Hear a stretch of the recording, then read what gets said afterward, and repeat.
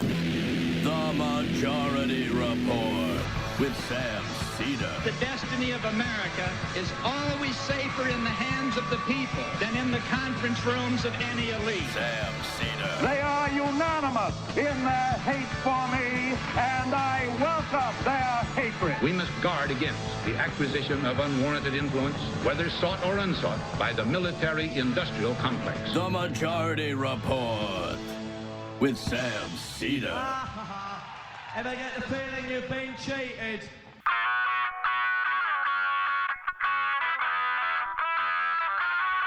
It is Tuesday, January 22nd, 2019. My name is Sam Seder. This is the 5-time award-winning Majority Report. We are broadcasting live steps from the industrially ravaged Gowanus Canal in the heartland of America, downtown Brooklyn, USA. On the program today, government still shut down. Trump over the weekend offers warmed over Jared Pablum. Really, to be fair, I guess Stephen Miller Pablum. Meanwhile, PPP polling suggests Martin O'Malley could win in 2020. And as the Supreme Court begins its assault on gun control, study shows youth suicide rates correlate with states' rates of gun ownership. And at the Supreme Court, 5-4 majority revives the ban on transgender people serving in the military. Meanwhile, on the West Coast, LA teachers strike in day 5. Is Denver, Colorado next? Over the weekend, Kamala Harris, Kristen Gillibrand entered the race. 26 people own the same amount of wealth as 3.8 billion people on this planet. I will repeat, 26 people own the same amount of wealth as 3.8 billion people. Best of all possible worlds. We all want to be successful. Exactly. 4 volunteers convicted for leaving water for migrants or immigrants in the desert. The existence of local papers is on the line as vulture capitalists circle. And Trump tried to withhold disaster relief from Puerto Rico because he's not racist. And speaking of which, if you think the border wall is some sort of totem for racists, the numbers say you are correct. All this and more on today's Majority Report. Welcome back. I hope folks had a good MLK Day. I imagine many did. Of course, in terms of a national story, it was dominated by some jagoffs being jagoffs. 15-year-old jagoffs being jagoffs. We will get to that briefly, I should say in a moment. But also, some things happened on Friday before or I should say after we ended the show. And we'll get to that as well. Digby and I had talked about this story that had dropped from BuzzFeed about what Donald Trump had told his lawyer, Michael Cohen, and in terms of what kind of testimony to give to Congress.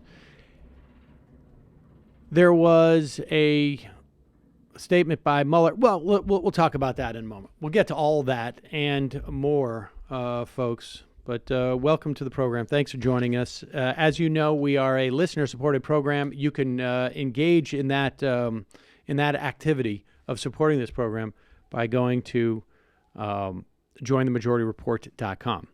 We also have ads. We'll get to that in a moment. But before we do, this was super curious. I mean, there's so many different cross currents going on right now in the news that it's almost. I mean, and honestly, like the past we took one day off, and it feels like the last time we were on was 6 months ago. I felt like saying Happy New Year when I came back. Honestly, the amount of, we had at least two Democratic candidates announce over the weekend. We had all sorts of activity on the Mueller investigation. We have this continuing narrative of AOC and the messaging that she's basically doing on a whole host of issues that seemed impenetrable. Certainly 3 years ago. Bernie broke down some of those walls in terms of a discussion, but really, I mean, impenetrable up until 6 weeks ago. I don't know. I've been walking around with a card in my wallet, and longtime listeners will know this, of the tax rates through the 50s and 60s to tell people as a party trick, just to freak people out. And I have never heard anyone on television explicitly say what the tax rates were in the 50s and 60s, explicitly. And now it seems to be repeating constantly, basically because of AOC. And it's not going to take long before it becomes, just sort of like another fact that is known. Like we have Medicare.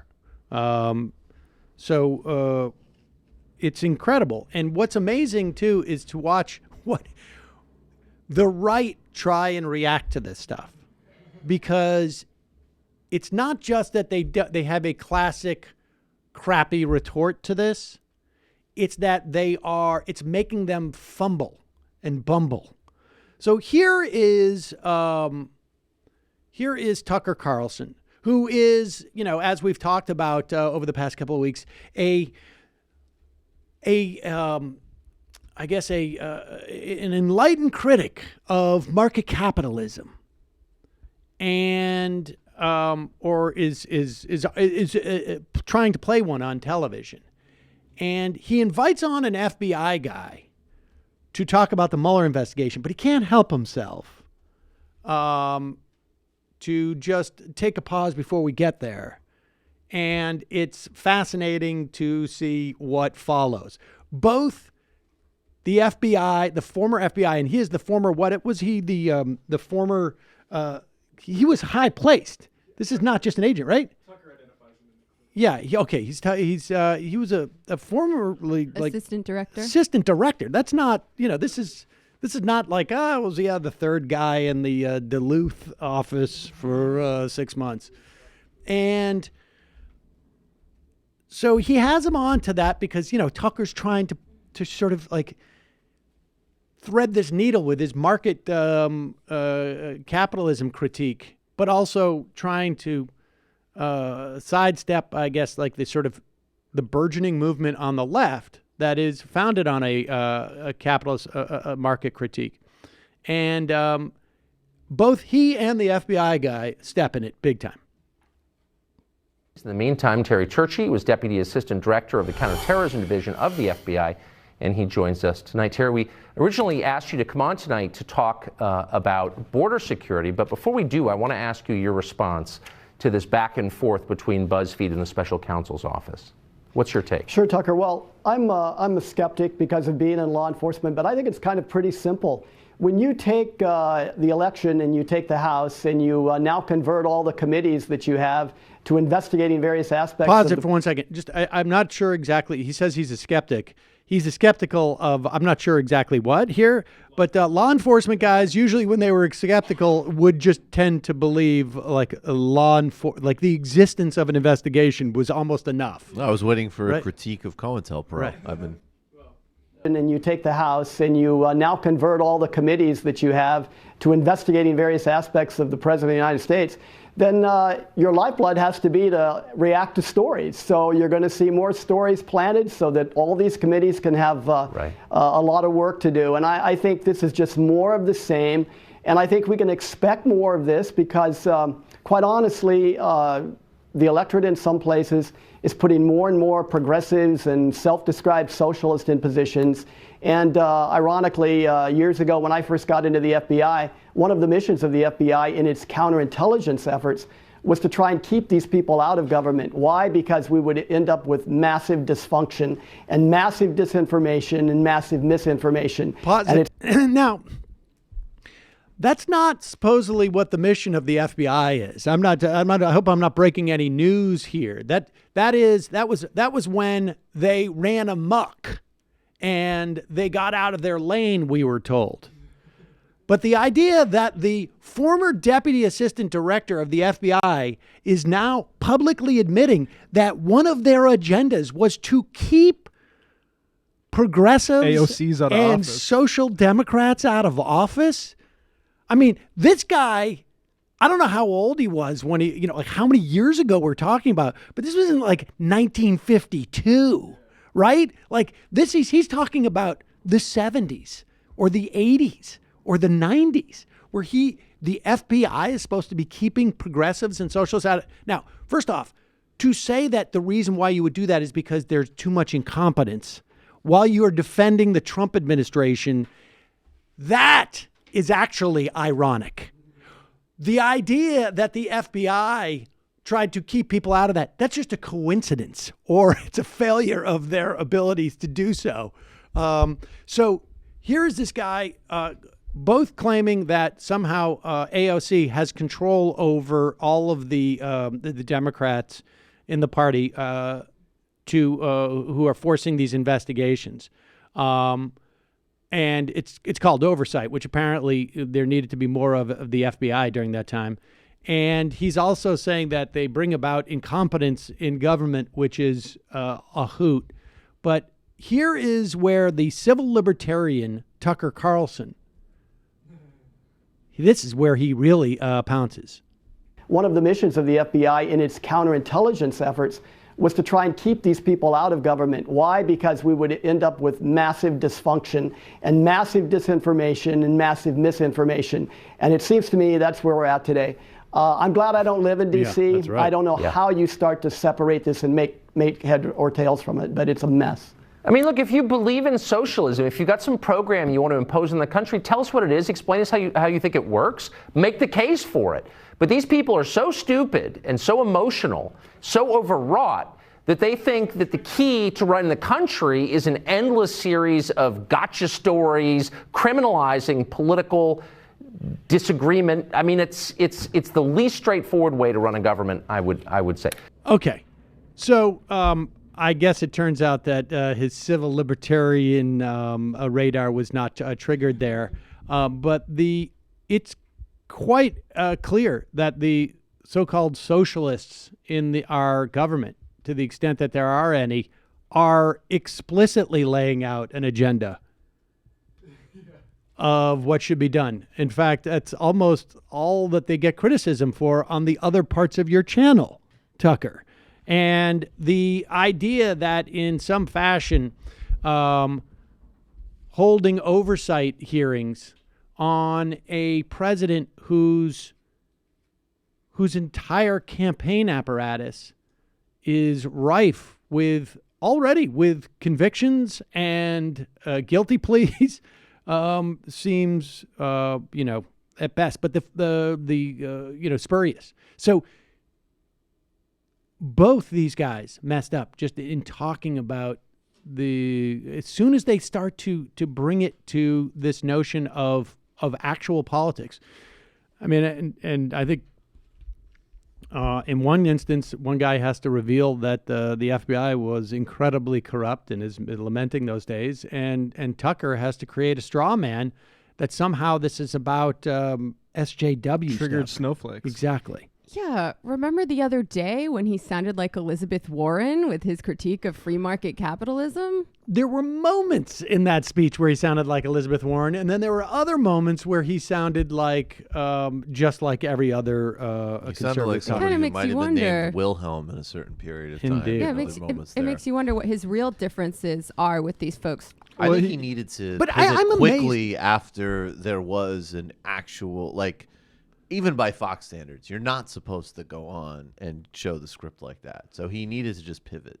I'm amazed, though, that there isn't been more talked about the fact that the former assistant director of the FBI has publicly stated that it was their job as part of counterintelligence. Is it one of those things? I mean, that's just, I know. It's one of those things that has gone from like, this is super, like, how dare you? The FBI is so blah, blah, blah. And now everybody's all like, yeah, I saw the J. Edgar Hoover movie. We all know this. This is old news. I think it's partly that. I think it's also partly like they don't want to criticize the FBI at this point.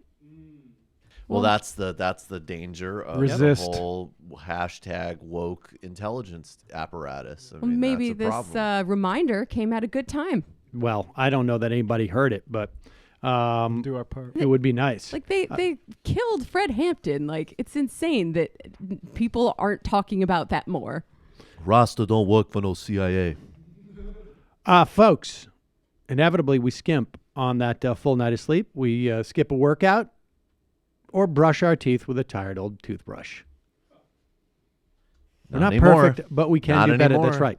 Quip is a better electric toothbrush that can help. While some electric toothbrushes are too abrasive, Quip, because you got to take care of your gums. People don't understand anything about dental hygiene.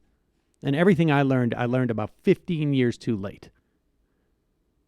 I don't know if they want me to talk about that, but Quip has sensitive sonic vibrations for an effective clean that's gentle on your sensitive gums. Plus, it has a 2-minute timer that pulses every 30 seconds to remind you when to switch sides. It's got a multi-use cover that works as a stand, mounts to mirrors, and slides over your bristles to pack and protect your Quip on the go. No wonder Quip is one of the first one of the first electric toothbrushes accepted by the American Dental Association, with thousands of verified 5-star reviews. Literally everyone I know that I come in contact with. It's so good. I don't go into a bathroom now that doesn't have a Quip. Now I don't go into many bathrooms, but I'm just saying. Hi, what do you have it here? I'm doing anthropological market-based research. But I have said over and over again, electric toothbrushes are the way to go. But the biggest problem is people don't use them. They buy them, then they don't use them. The Quip you will use because it is basically the same size as a normal toothbrush.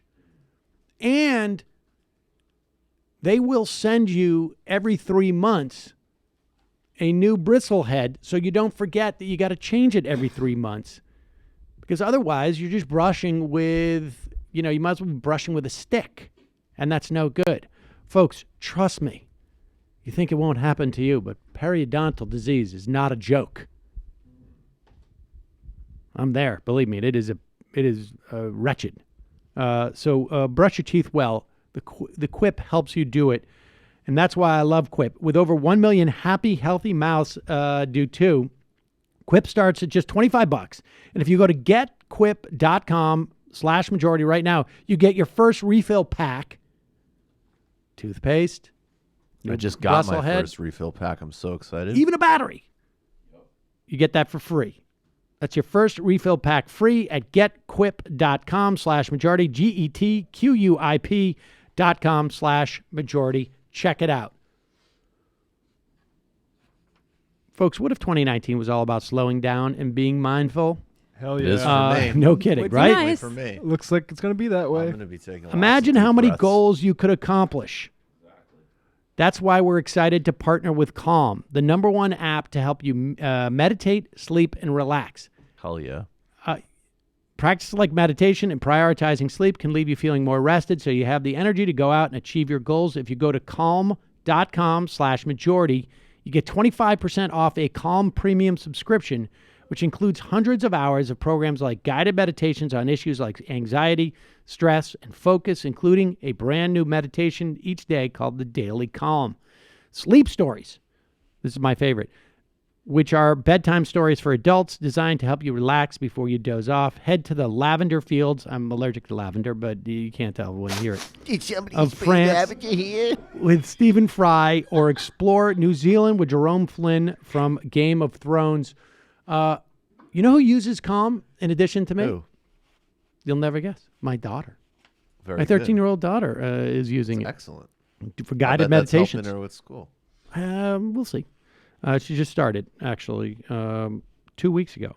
For a limited time, Majority Report listeners get 25% off a Calm premium subscription at calm.com/majority. That's Calm, CALM.com/majority. Get unlimited access to all of Calm's content today at calm.com/majority.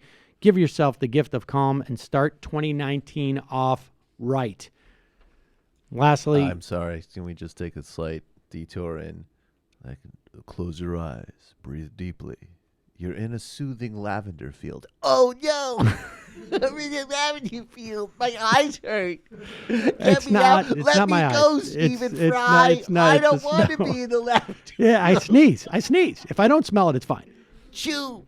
Chew. And the thing is that I could go into a lavender field and probably, I don't get a reaction when I see lavender because it's never in that form. Oh no! All lavender everywhere. It's a real problem because people have lavender soap and they don't warn you. And if I wash my hands with I've seen it be a real problem. I have in to the office. literally wash it with. I had this happen to me this weekend. Yep. What do you love most about shaving with Harry's? For me, precision.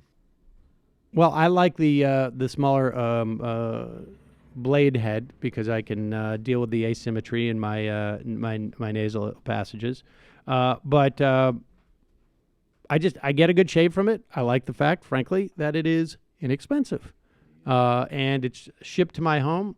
And I gotta say, I also like the handle. It makes me feel like I'm a grown up. Harry's founders were tired of paying for razors that were overpriced and overdesigned, so they combined a simple, clean design with quality, durable blades at a fair price. As a result, their replacement cartridges are just $2 each. Thanks to Harry's 100% quality guarantee, if you don't love your shave, they give you a full refund. No wonder they have received over 20,000 five-star reviews on Trustpilot and Google, and they have supported this show for years now. For years. They're the OGs. They are some of the OGs, and they make me look good when I go on to the few occasions where I have to shave. Harry's wants you to start off the new year right, so they created a trial offer for our listeners. You go to harrys.com/majority report. You'll get a $13 value trial set that comes with everything you need for a close, comfortable shave, including a weighted ergonomic handle, a 5-blade razor with lubricating strip and trimmer blade, a rich lathering shave gel, and a travel blade cover. Again, our listeners can redeem their trial set at harrys.com/majority report. Make sure you go to harrys.com/majority report to redeem your offer and let them know I sent you to help support the show. All right, let's check this out here too. A big story, obviously, over the weekend came from footage of there was a big right to life, anti-abortion, anti-choice rally this weekend in Washington, D.C. And apparently one of the things that the folks who want to tell women what to do with their bodies do, and look, that's what this comes down to. There is no middle ground here. And I understand that for some people, the idea of abortion is icky. Frankly, the idea of any medical procedure I find icky. Okay? The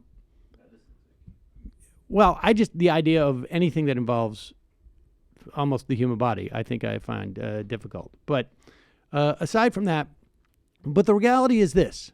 You are either placing the creating rights for a fetus that necessarily infringe upon the freedom of and the rights of women, or you're not. That's it. There's no other equation. And you have to make that choice. So one of the things that these anti-abortionists do is they send down, and I don't want to play this one. I don't want to play this one first. What they do is they send busloads of kids from Catholic schools to juice their numbers. And I'm sure that the majority of them are happy to restrict a woman's right to have sovereignty over her own body. That's what they are told in their parochial schools. Do I have a problem with religious schools? Not necessarily, although I think, look, when we talk about all the problems of religion, a lot of it is because they are, it comes from fundamentalists of all stripes who are educated in, no, I want to see the other one first. The educated in these schools, whether it's, madrasas or yeshivas or these Catholic parochial schools. These are where the fundamentals versions of religion are taught, and a lot of secular ideas are excluded. Now, so apparently, and I've watched the entire 2-hour video. I skipped through. I went every 15 seconds to get to the parts where there was confrontations. But basically what happened is this. On the at the Lincoln Memorial, there's these guys called the Black Israelites. And they basically get on a soapbox, and I imagine they do this every Sunday. They do this all over. I mean, well, they do it right here on Fulton. Yeah, they do it right here on Fulton. They do it. I remember 25 years ago seeing them in Central Square in Cambridge. They have been doing this for a long time, and they dress in sort of a combination of, like, there's a little bit of Haile Selassie involved, and there's they consider themselves the real Jews, and or Hebrews or Israelites. Israelites. Guess who's coming to Seder? They often like will carry a big staff. Goddamn right. By that I mean a stick. And spacesuit looking brothers. I don't know if they still do it this way, but it used to be one guy would read scripture, and then the other guy would repeat the scripture and then give commentary.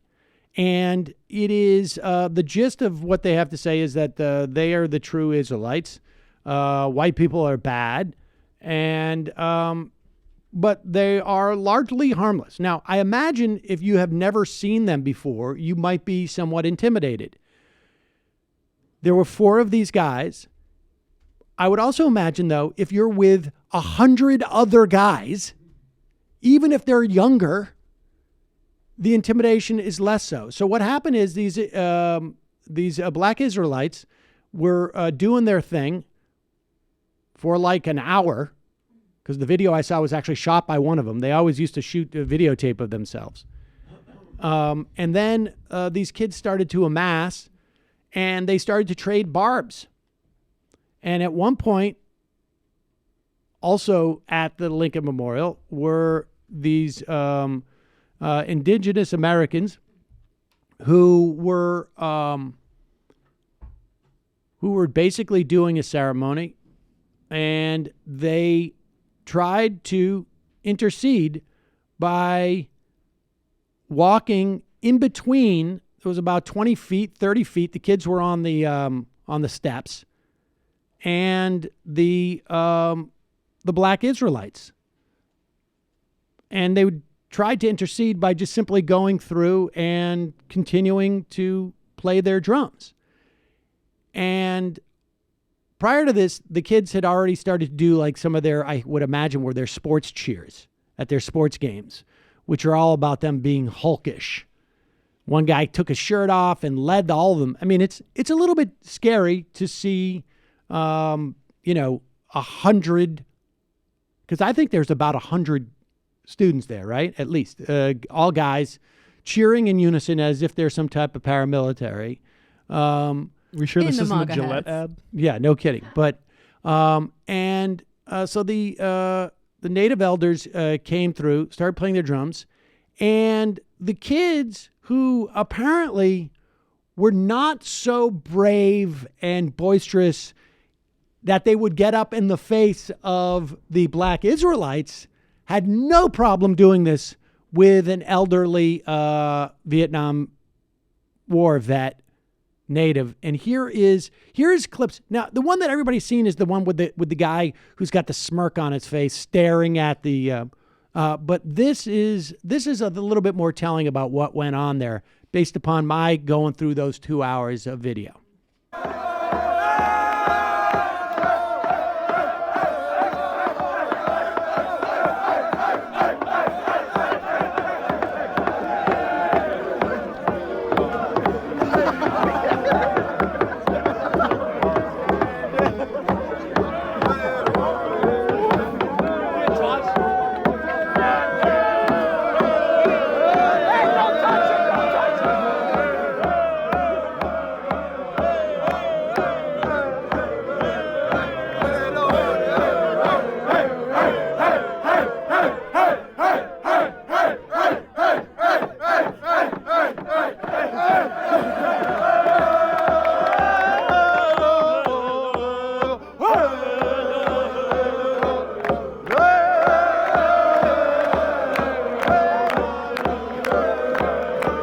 So basically, you had like literally 100 kids standing right in front of these guys, admonishing each other not to touch them, mocking them. And look, 15-year-old boys in any context can be huge a-holes.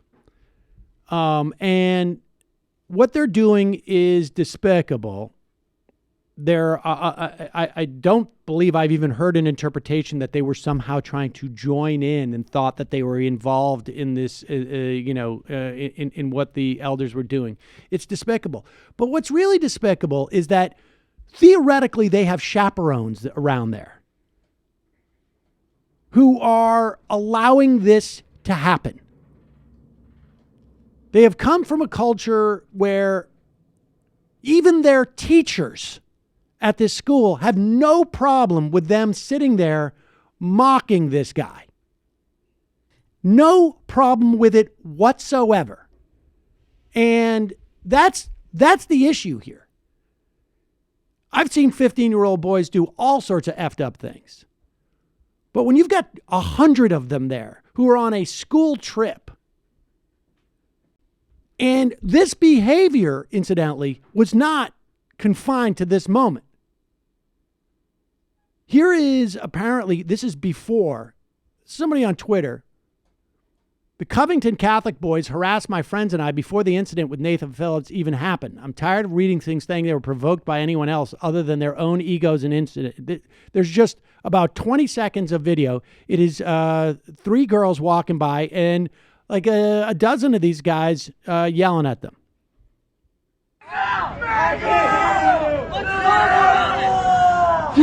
MAGA! I'm so tired already. Yeah, they're yelling MAGA and build the wall at the right to life thing. Now, look, I would imagine if you're going to bring your students down, that is to a protest based on your religious principles, that maybe, if this was sort of a legit exercise in any way, you'd say, got to be respectful, guys. Incidentally, don't leer and harass women walking by, and don't mock natives, elderly people who are engaging in a drum session. I mean, the idea that these guys were either allowed to just wander around without chaperones, which I doubt is the case, or that the chaperones just sat back and watched this. And anybody wants to make an argument that they don't come from a sick culture. It's one thing for kids to do this, but this is what happens when kids do this. They get punished, or they're reprimanded by their teachers or by their parents. And that's how they learn not to do this. Right. Where were the fathers? Well, I mean, listen, honestly, let's just imagine that this was a Catholic priest, an elderly Catholic priest who was there, saying, Jesus says to da-da-da-da-da, and 100 black kids or Latino kids from a local school were sitting there going, Jesus said to do this, dancing around. I mean, can you imagine? I mean, can you imagine? First of all, the cops would be there in about 30 seconds. 30 seconds. And right now, every news media outlet in the country would be interviewing the parents of all those kids. How could you let this happen? And I can assure you that none of those parents would have the funds to get a high-priced PR firm to justify what their kids were doing. So I think it's wrong to go out and single out these kids because the ire should not be on the kids. It should be on the context, the parents, and the school that encourages this behavior by never reprimanding them for it. And by not putting the idea that you allow these 15-year-old kids to go out and do this suggests that this is nothing new in terms of like the hands-off nature of the chaperones. Well, they're wearing literal symbols of misogyny and white supremacy. I mean, from their perspective, it's not. But so, I mean, I'm willing to, I understand. But from their perspective, it's not. But from their perspective, there's no way they can justify that behavior. Like, they can justify, we have a right to wear Make America Great hats. And they do.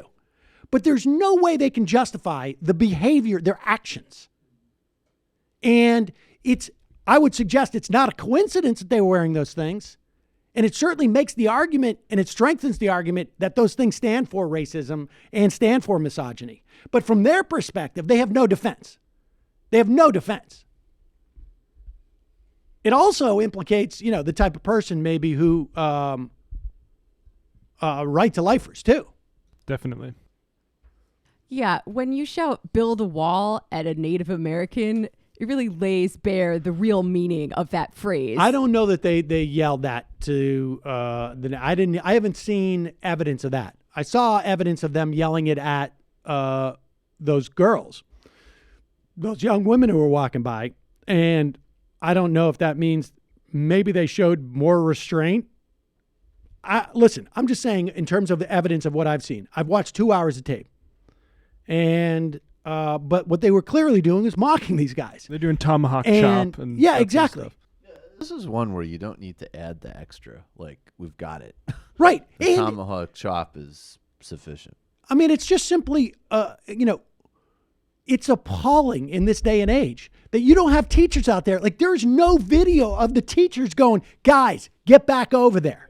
Back on the bus. Get back on the bus. Walk over there. Walk away. There's none of that. How could that possibly be?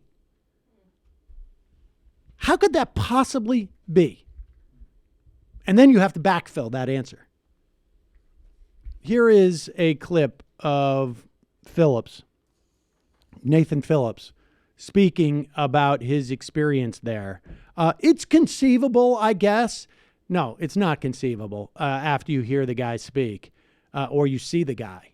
But the idea that he and two other guys his age were attacking and challenging these. They were there to raise awareness for missing and murdered Indigenous women, I think is what the protest is specifically about. So they weren't there to like even really protest. They're there to just, I guess, raise awareness for their issue. But the idea that their intent was in some way challenging. Look, the boys, to the extent that they were challenged by anybody, were by those Black Israelites. And their bullying nature comes out when it's clear that they don't start getting aggressive and in anybody's face until the elderly man comes up. I had put myself in a really dangerous situation, you know. There's like, here's a group of people who were angry at somebody else, and I put myself in front of that, and all of a sudden, I'm the one who's all that anger and all that wanting to have the freedom to just rip me apart. You know, that was scary. I'm a Vietnam Times veteran, and I know that mentality of there's enough of us, we can do this. Then Phillips describes the tense moments now being replayed over and over again online when a young man got right in his face. Watch. When I started going forward and that massive groups of people started separating and moving aside to allow me to move out of the way or to proceed. This young fella put himself in front of me and wouldn't move. And so I could, if I took another step, I would be putting my person into his presence, into his space, and I would have touched him. And that would have been the thing that the group of people would have needed to spring on me. I mean, you know, the idea that there is even, you know, that it's what's weird is that you don't even hear any of these people's like teachers or parents or whatnot saying like, our kids acted poorly and we're going to punish them and explain to them exactly what they did, right? Like that's all it would have taken. That's all it would have taken. But yeah, this is those Wisconsin school kids who were given the Zeke Heil. And I don't know, people are digging up stuff on these other kids about the practices at the school. You don't need to. There's no way these kids show up in that situation, act that way, and all you need to do is see their parents' reaction. All you need to do is know the fact that there was no teachers or chaperones there who told them not to do this. You don't need to see anything else because they don't pop out of the womb like that. They get grown. They get raised like that. And again, if these 15-year-old kids were black or brown, the entire country right now would be having a moment of like, what's wrong with the culture of black and brown people that their parents don't care about the way these kids act? I mean, that's what we would be hearing. No, I see 100 little Brett Kavanaughs when I look at them, and it's horrifying. That was one of the things when Brett Kavanaugh was just like, I'm allowed to get away with that at that age. That's how you raise rapists. Seriously. Someone just sent me another video clip. I don't know if you want to play it.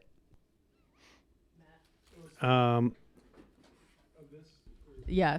I mean, I haven't seen anything, but let's see what it is. I mean, I don't know. I IM'd it to you in G-Chat. Do we know what's in it? It says newest. I mean, this is a tweet. We can watch the video, but it says newest video to surface of the Covington kids shows one of them yelling to a group of girls. It's not rape if you enjoy it. Oh yeah, no, that was they weren't yelling that to the girls. They were yelling that to the Black Israelites, and I think it was in the context of I'm not sure exactly what it was the context of, but we can play it if you want. But I mean, look, it's clear that we don't need. I mean, we've seen it. This is when they were confronting the Black Israelites. It's not rape if you enjoy it. Yeah, there's more to that. I think they said they were going to rape the There's they were being like flippant back in that. I suspect they were talking about historical or whatnot. It is. I think that's taken out of context, but nevertheless, there's enough context there that still it's damning stuff. Now they're wrong about how they read scripture, but they're right about the devil. Exactly. All right, let's just briefly Stephen Miller and Jared Kushner and Donald Trump got together and put together a plan to, I guess, a new proposal, they called it, to get the government to open up. The idea was a 3-year extension of DACA for Dreamers. And now, this is a hollow promise in many respects. First off, right now, essentially, till the 15th of February, and we may hear something different, there's a good chance that SCOTUS is not going to take up the case. So DACA is already in effect for at least a year. Nevertheless, still a horrible situation for them. But 2 or 3 years does not solve the problem at all. There's also a TPS fix. No, I'm sorry. The bill would not extend TPS status for 300,000. Are you serious? They didn't even put. All right. No. It also limits asylum for Central American minors. They will be ineligible for asylum if they don't apply at a processing center to be established in Central America. Now, what is problematic about this? Why do you seek asylum? You seek asylum if you're a child because your parents are afraid that you're going to get killed or recruited into a drug gang in this part of the country, or raped. Can anyone see the problem with sticking around and filing your application there? Like, who's going to be standing out in front of the door watching who's trying to get away? Like, that's going to be someone's paid job. You're the guy who stands in front of the door and finds out who we're intimidating who's trying to get away. And then we kill that person. This is not a situation where people are like, oh, I'm going to spend the next 3 months and I'm going to plan my trip to the United States and then I'm going to go. It's, oh, I got threatened today. I'm leaving tomorrow. That's why asylum is all about getting to the country and then applying. Because theoretically, these people need to get away from their situation. And only 50,000 Central American minors would be allowed to apply for asylum each year. Only 15,000 asylum applications can be granted. Well, this is just absurd, right? It's just absurd. So the bill was dead on arrival. They knew it. It was the same type of publicity stunt that Jared was pushing the week before. And the whole thing is geared towards getting people to say, look, this is the fault of both sides. This is the fault of both sides. I will remind you that we are still, that 3 weeks ago, the Republicans were in control of everything. And that a year ago, the Democrats had offered 5 times the amount of funding for a deal. And that in between those 2 times, Pence tried to make a deal and Trump reneged. There had been a deal made and Trump reneged. No one could negotiate with anybody. So what kind of stooge would go on and say this is both sides? Well, Jake Tapper, but who's he interviewing? I don't know. So long as both sides are not willing to come together and have a real conversation and hash out the differences and come up with something that works best for the American people. That's interesting, though, because you sound like you're not just blaming President Trump on this. You're also blaming Democratic leaders in Congress. It gets hard. Both sides have completely hardened their positions and are unwilling to come together and work out the differences. And that's the problem here. It's the problem that we see with a lot of issues that come before us in Washington is an unwillingness to just say, hey, here's my position, here's yours. Let's figure out how we can work out the differences that we can, putting forward the best solution for the American people. Our federal employees and contractors and their families have gone on for far too long suffering as a result of this intransigence, where people are putting politics before the well-being of the American people and our country. Now, even in my most generous moments, I would say, oh, yeah, the politics are when Pelosi says you can't come to give the State of the Union address. That is, politics. She's trying to highlight the fact that the government is shut down. And when Trump endangers the lives of Congress people by saying, oh, you're going on commercial flight to Afghanistan, that's politics. But there is a real difference of opinion here. I don't know what Tulsi Gabbard's,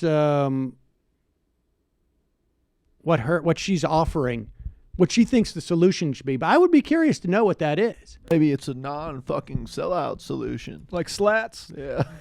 Yeah, maybe something like slats. I mean, she's a reasonable bipartisan, okay? If the Republicans want to lock all the kids in cages and the Democrats want to lock none of the kids in cages, the moderate, respectable, reasonable solution is to lock some kids in cages. I want to see what, I I want to see exactly what she's putting on the table. Like, what's her solution to this? What's the solution that's going to bring everybody together without politics? I think what's particularly funny about this is I mean, we've already talked about all of the really serious policy areas where she's got, where there's major problems with her, but like her record on this is not and even her previous record on this is not rhetoric is not particularly bad at all. So this is also just like if you're run for president? Pure political malpractice. Like this is somebody like if you're interested in her and you want her to cut a lane for herself in this primary, this is like opposite of proof of concept. Like this isn't speaking to anybody in this Democratic primary, from the most conservative to the most left. There is no constituency there for this kind of comment. I mean, it's actually quite bizarre. I don't know what, like, all of the people who have records like this and have talked like this in the past have been cutting. It's almost like those old cartoons like the Road Runner. Like they have like smoke traces to get away from this kind of rhetoric. People like Cory Booker. And she's just like stepping right into it as if we're like in 2008. Well, maybe she's so confident she's bizarre. just looking ahead to the general. Exactly. Yeah. I think it'll be interesting. Go straight to the general. John Kasich, Tulsi Gabbard, third party bid. John Kasich and Tulsi Gabbard. I'll tell you what, Tulsi, she surfs, and I see a lot of people out here in Ohio that are upset. Hey, Tulsi, do you know how surfboards work? I'm in their campaign events. He lectures her on the history I don't know of that Hawaii that would be and the volcanoes. ticket. I don't know what that would be the ticket. But not only do I think that both sidism is hollow, gratuitous BS. Right. If you think that's the case, then you should lay out where you think the two sides can meet if you're so convinced that it's just politics. Well, maybe there could be a mediation by Narendra Modi. It is also super, super bad political instincts unless you're already running to get a VP ticket that is not on the No Labels relaunch. Or I don't know. I don't know. I don't know. It's bizarre. It's bizarre. Totally bizarre. For what it's worth, even in that sort of like lane you're talking about, like the kind of no labels garbage that rhetoric's built for, like her record is not, in some ways, in some very good ways, it's not in alignment with that. And in some, like those Pat Buchanan. I mean, I don't know that it would be Pat Buchanan, but who knows? Well, that's a whole other... Who knows? All right, let's talk a little bit about the border wall. Oppose fucking war. This is sort of a fascinating breakdown, and then we're going to head into the fun half. This is important, I think, in terms of knowing the wall. There's research done that took polling data from the Public Religion Research Institute's annual American Values Survey. And the research sort of cross-referenced support for the wall. Wall supporters express vastly more hostile views than wall opponents about the impact of not only undocumented but also legal immigration. That's fairly obvious, right? I mean, if you're a supporter of the wall, you got a problem with undocumented immigration. And frankly, all the data suggests there's not a huge quotient of people out there who are okay with undocumented immigrants, but have an issue with documented immigrants. So obviously, if you have a problem with undocumented immigrants, the chances are it's from your pool that has a problem with immigrants, period. And there's quite a bit of correlation there. I know a lot of people like to suggest that somehow this is only about undocumented immigration, although for some reason the Trump administration won't extend TPS protections to people, which is legal immigration. But putting that aside for a moment, what this poll does show is that there's also a correlation, oddly enough, between the wall and some perspectives on folks' perspective on their fellow Americans. This is going to be very, very surprising to people. How's my sarcasm voice? It's pretty good. 3/4 of wall supporters said the recent police killings of African Americans were isolated incidents rather than part of a broader pattern of how police treat blacks in this country. The opposite of wall opponents saw a broader pattern. 3/4 of wall supporters rejected the idea, 75% of wall supporters rejected the idea that generations of slavery and discrimination have created conditions that make it difficult for blacks to work their way out of the lower class. Nearly 2/3 of wall opponents agreed with that statement. See a difference here, folks? Just odd, this correlation. Wonder why that would be. Almost 2/3 of wall supporters said discrimination against whites is now as big a problem as discrimination against minorities. It's up there, folks. Oh, my God. It's big. That is really Super surprising. Big. Super big. 3/4 of wall opponents rejected that view.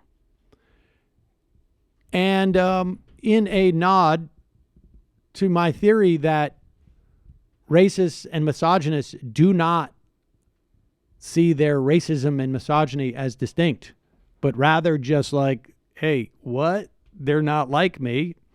Nearly 2/3 of wall opponents say the feminist movement accurately reflects the views of most women. Nearly 2/3 of wall supporters say it doesn't. 1 in 3 wall supporters say the movement, the Me Too movement, has led to the unfair treatment of men. Only 1 in 11 wall opponents agree. 25% of wall opponents believe discrimination against men is now a bigger problem as discrimination against women. So that's 1 out of 4 wall opponents think that men are discriminated equally as women. But 54% of wall supporters say men do face as much discrimination as women.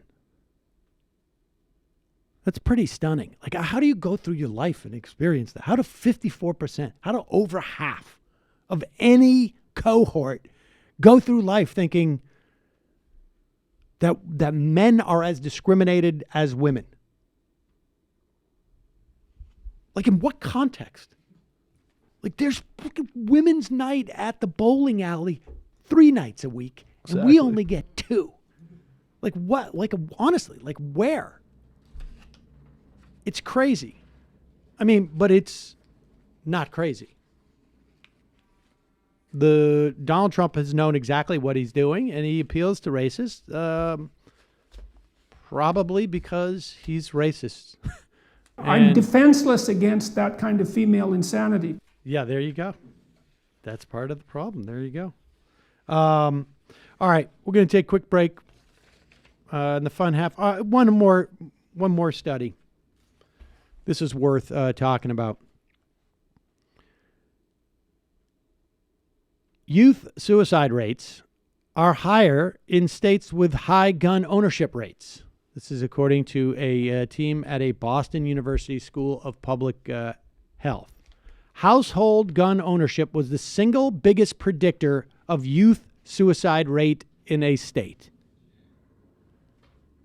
The single biggest predictor.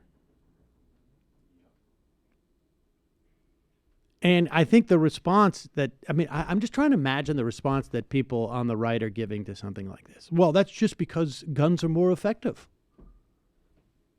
Well, it might be a good idea to get rid of the guns.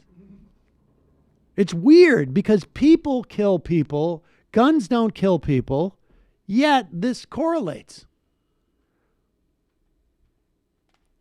It is well known that people with access to a gun are far more likely to complete suicide. Some data had suggested that gun ownership in general was associated with higher suicide rates. The the research looked at some questions. Isn't it possible that gun households are systemically different from non-gun households? Right? So that it's just a total coincidence that there's something about the desire to have guns that leads everybody in the house to be depressed. And that the guns don't cause the increase in suicide rate. It just happens that people who are suicidal tend to have more guns, which is also not such a good idea. That's not a great stat. That's not no, but and the researchers looked at the question: is it possible there are just higher rates of depression and suicidal ideation in a gun household? Even if that was the case, that would be a pretty compelling argument to limit gun ownership. That make you think of killing yourself? Well, no, that there are a certain percentage of people out there who want to commit suicide. Maybe we should just prevent them from having guns so they're not so successful. That to me seems like it. But I want to see how they vote first. They didn't. That turned out to be not to the case. For each 10 percentage point increase in household gun ownership, the youth suicide rate increased by 27%. This was in the American Journal of Preventative Medicine. The only other factors that were associated with overall youth suicide rates were suicide attempt rate and the percentage of youth who were Native American.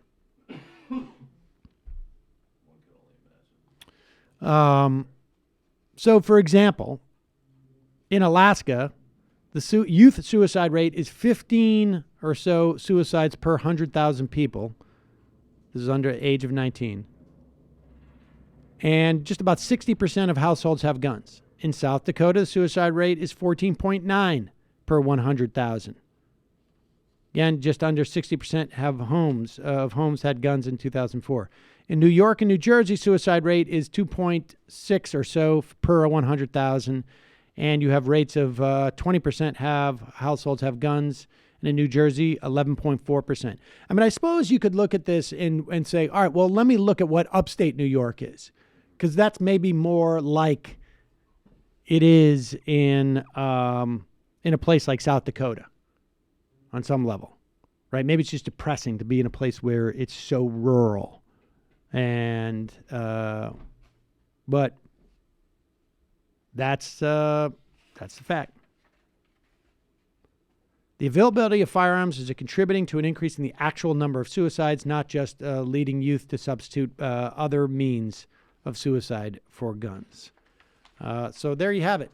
Meanwhile, the Supreme Court is reviewing a case, and we'll talk more about this on the Second Amendment. The case itself is narrow in its scope in terms of New York City and a particular handgun regulation, but the principles that may come out of it may essentially wipe out the ability for any gun control possible. Period. End of story. So on that happy note, let's go to the fun half. Tonight at 7:00. See you then. That'll be fun. Tonight's Tuesday. Tonight's Tuesday. Okay. Michael Brooks show. Daniel Bester and Corey Pine. Get your tickets too. There's only a couple dozen left. Did a live show Friday, February 1st. We had like a 3-hour brainstorm yesterday. It's going to be really fun. Oh, you planned it out? Oh, okay. Yeah, right. Right. Yeah, we've decided to take a little bit of a different track on this one. Oh, all right. That's one way of going about it. Yeah. Patreon.com/TMBS. Get the whole thing this Sunday. Our second candidate guide. We're talking about Tulsi Gabbard's candidacy, but it's really going to also serve as kind of an informal or illicit history of the RSS, the Indian paramilitary organization that backs the BJP government. As soon as you said that, I was immediately like, oh, I know who that guy is. RSS? Yeah, the guy who made the Real Simple syndication software. Oh, okay. Yeah. Future show. Jamie, Antifada. So this week on the Antifada, you can still listen to our episode from last week where we talk about the insane Russian Netflix series about the life and times of Leon Trotsky. We also have a bonus wherein I explain a stupid inside joke that I got H. John Benjamin to say for my idiot friends the other day at the live show. And also tomorrow, we are dropping a brand new History is a Weapon. It's been a long time coming. I think the last one was about 6 months ago. And Sean wants me to tease who the guest is and not say it. So in respect of his wishes, I will just say he's a very intelligent chap who likes to get angry about stuff. And they're going to be talking about why the U.S. never had a real Labor Party or a socialist party. Matt? Yeah, brand new literary hangover dropped this weekend. The House of the Seven Gables by Nathaniel Hawthorne. It's a really good episode, folks, so check that out. Oh, we dunk on Ben Shapiro in it. We bring up the his old just sell your houses if you live in the path of, climate change. So right, to the dumbest people in the world. world. What you do is you flip the house. It's pretty obvious. Of course. Because it's a story about property and that sort of and inheritance. So if your house goes underwater, what you do is you would sell it.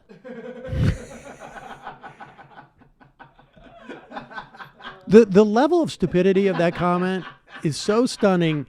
Like, and you can it's stunning just from a common sense perspective. Like, somehow the market's not going to be aware of what's going to happen to that house, but you are, right? Like, somehow, like, other buyers are just going to be completely clueless. That's how he views capitalism. Also from a morality perspective. Like, if you can find a sucker who will buy your lemon, you sell it to him. Yeah, exactly. But then there's also a fundamental misunderstanding of policy. Houses who are on the coast are able to sell for one reason, because the government subsidizes insurance, coastal flood insurance, period, end of story. Insurance companies will not insure these things. Maybe you want to live in a giant indoor swimming pool. The market will take care of it unless the government decides not to subsidize the only reason why people can afford to buy those houses. You cannot get insurance for those houses. I don't know. I think Ben's more interested in ideas. More about ideas. Folks. I think we're trying to do an idea show. Thought experiment. God. But what if just there was the beach stupidity houses that weren't subsidized? Incidentally, by right? insurance? He is the leading intellectual on the right. Is that right? Yep. Yeah. So if you follow him and he tries to challenge AOC to a debate, which he does basically weekly, just get in his replies and say he should debate Sam Seder. There we go. Yeah, he's great also with that AOC stuff. They're like, nobody cares. She's so lame. I'm going to go tweet her again now. Yes, exactly. I mean, she's a complete afterthought. Let me just say that for the 6th time today to her. It's all I like to do is to challenge the people to debate who are never going to debate me. Well, maybe you should dress a little sexier and he'll pay more attention to you. I don't know if I can actually get some hoops. Pull it off, but I thought I had today. Folks, your support makes this show possible. Become a member at jointhemajorityreport.com. Also, don't forget justcoffee.coop. Fair trade coffee, tea, or chocolate. Use the coupon code majority. Get 10% off. For whatever reason, I was recounting the story of the Mike Cernovich thing, and one of the key moments in all of that development was the folks at Just Coffee sending me an email tipping me off that Cernovich was attempting to intimidate our advertisers. They are, in addition to being purveyors of fine coffees, fair trade coffees, and being a co-op, and being the folks who gave free coffee to the folks in Madison back in 2011 during the protests against Walker.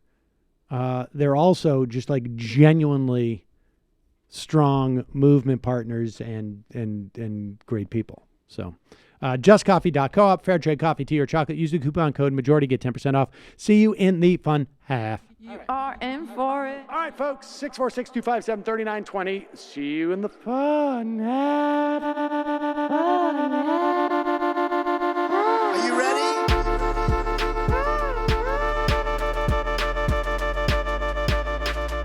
Who sent us this? Alpha males are back. Boy is back. And the alpha males are back. Just as delicious as you could imagine. The alpha males are back. And the alpha males are back. Just want to degrade the white man. Alpha males are back. I take all of it in my throat. Alpha males are back. Almost has what? The alpha males are back. You are a madman. And the alpha males are back. I am a total cunt. Can we bring back DJ Dannerky's song, please? Yeah, or a couple of them, just put them in rotation. DJ Dannerky. Well, the problem with those is they're like 45 seconds long, so I don't know if they're enough of a break for people. That's fucking nonsense. Hey, folks, reminder.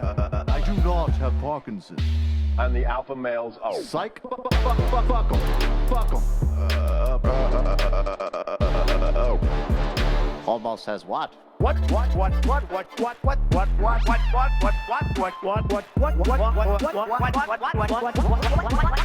has what? Hell of a lot of bank. Hell of a lot of bank. Hell of a lot of bank. Hell of a lot of bank. Hell of a lot of bank. All lives matter. Have you tried doing an impression on a college campus? I think that there's no reason why reasonable people across the divide can't all agree with this. Psych. The alpha males are back. And the Africans are black African. And the alpha males are back. And the Africans are black. See Donald Trump out there, doesn't a little part of you think that America deserves to be taken over by jihadists? Keeping it 100. Can't knock the hustle. Come on! Fuck them. Things I do for the bigger game plan. By the way, it's my birthday! Happy birthday to me, Jew boy! I have a thought experiment for you. And the alpha males are back. Africans are black. Alpha males are back. Africans are black. Come on! Come on! Someone needs to pay the price for blasphemy around here. I am a total pussy.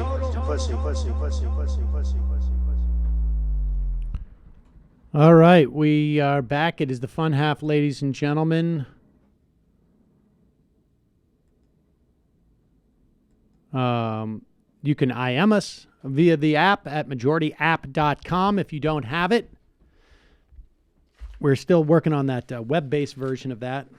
Got to get on that. Put that on the list of things to do. Look, I want to just start by saying you all know my good friend, the person I debated, I should just say, Charlie Kirk. I mean, I don't know if he's a bad person or not. I just think that he does bad things in public, and not horrific things. I just think he espouses ideas that are mean and cruel. And what I mean by that is he puts out tweets that say stuff like, healthcare is not a right. I mean, here's one time where he did that. Let's take a look at this. He said it to Bernie Sanders, but I believe he believes it just universally. Healthcare is not a right and never should be. Rights come from God, not government. And I guess this was in relationship to a CNN debate. Now, he may have changed his mind because this was almost 12 months ago, but I suspect he hasn't. Maybe he has. It's before he debated you. But when something is a right, that means that you have the ability to access it. And not just the ability to access it, but literally can receive it. That the government has an obligation. It is a right insofar as that the government must provide for it. Like, look, we have determined that the public schooling is a right for kids in this country. And the government is obliged to provide for it in a specific way, in fact.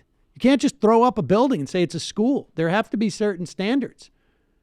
And that doesn't mean that we have people who are forced into teaching at gunpoint.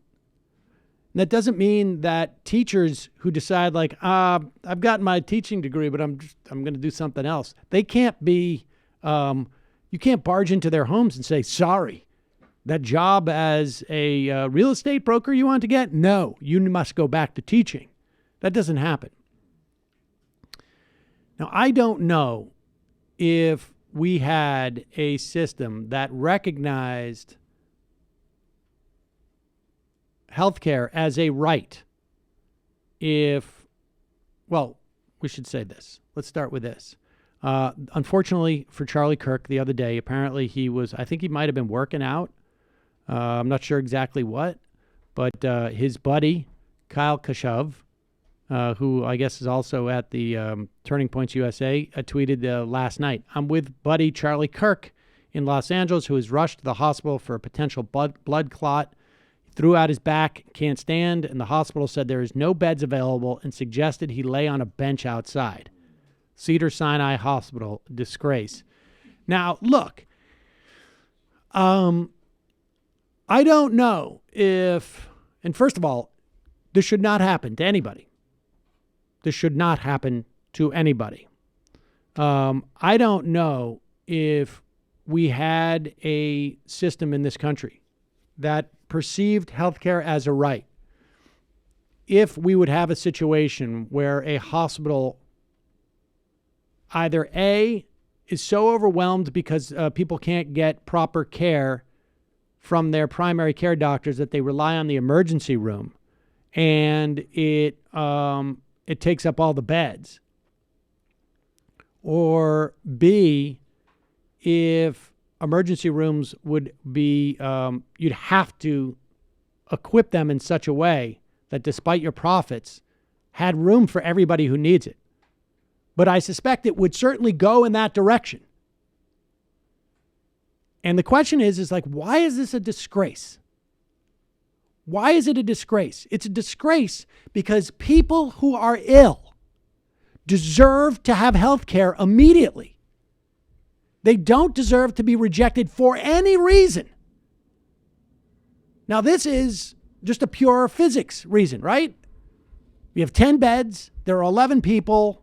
Your back is hurting. Find a bench.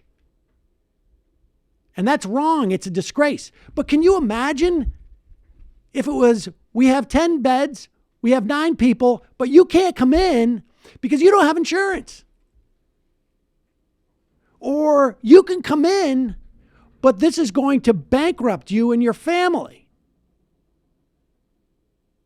You're going to lose your house because of this. That's also a disgrace. I wonder and I hope that as Charlie is recovering, and I do hope he recovers, I wish him a speedy recovery, if he thinks about the idea that he should have just relied on God to fix his back, that the market forces don't always address all of our problems, that maybe we need an advocate for people who are far less advantaged than he is. And now Charlie knows, I've seen the tax filings, and we had talked about he did get a raise, is my understanding. So he's a lot more fortunate than a lot of other people. I live like a capitalist every single day, Jake. like God. I hope, Charlie, that as you're sitting in bed, that you take time to maybe this changes your perspective just a little bit. I mean, his paycheck relies on, his not having his perspective change. But on the other hand, I mean, that is the right-wing path. If you have a personal he's a smart guy. He's personable. He's well-spoken. Yeah, I don't think he's a bad guy. He could find, I don't know that he's not a bad guy. I'm just saying he's personable. I don't know. I don't know him well. But I know that he's personable. He certainly has a skill set that I think he could find other work. Oh, I see what you mean. He has marketable skills. He has marketable skills, skills, not for evil. Exactly. I see what you mean. Exactly. So I don't what think if he's God's destined to. Just super pedant I think about as it? Charlie actually God's just I told you not to. My think so sense hard, is that Charlie does a little more reading, and at one point he will into stuff that isn't so that isn't just sort of delivered to him as talking points. That I think he may yet find that his politics change. All right, well, not to be a pedant then, because that's kind of what I meant. But then, in order for him to do that, he would have to, on some level, not be a bad guy. So at the risk, you know what I mean? Like the interest of actually going out and reading some books and using this experience to expand his intellectual and empathetic I don't think it would horizons happen right now. But then he would have to, on some level, not be a bad guy. Well, I guess time will tell. Also, like I have a pretty tight I think that there's only a few people out there that are really like bad guys. You know, Osama bin Laden, bad hombres. Trump, Ben Shapiro, right? Bad hombres. At the risk of getting serious, I just want to say, please, no. Hey, buddy, I know we got some differences, but you're strong, and you're going to pull through this, and you're going to accomplish what you were put here on Earth to do. And I am, of course, speaking to the blood clot. Oh. That's not nice. Better hope he gets better. I saw that one coming. It was a setup. This guy's sort of let's talk about Mike Pence. Let's talk about it. Mike Pence went on Face the Nation to celebrate, of course, this was on Sunday, right? Right before Martin Luther King. And I'm sure he was calculating a way in which, how can I seem like I'm honoring Martin Luther King, but really, really smear his legacy in some fashion? And he turns to one of his reactionary staffers, and he says, that's the challenge. Gentlemen, of course, they're all men. And they come back and pitch him. Let's see what won this week on Face the Nation.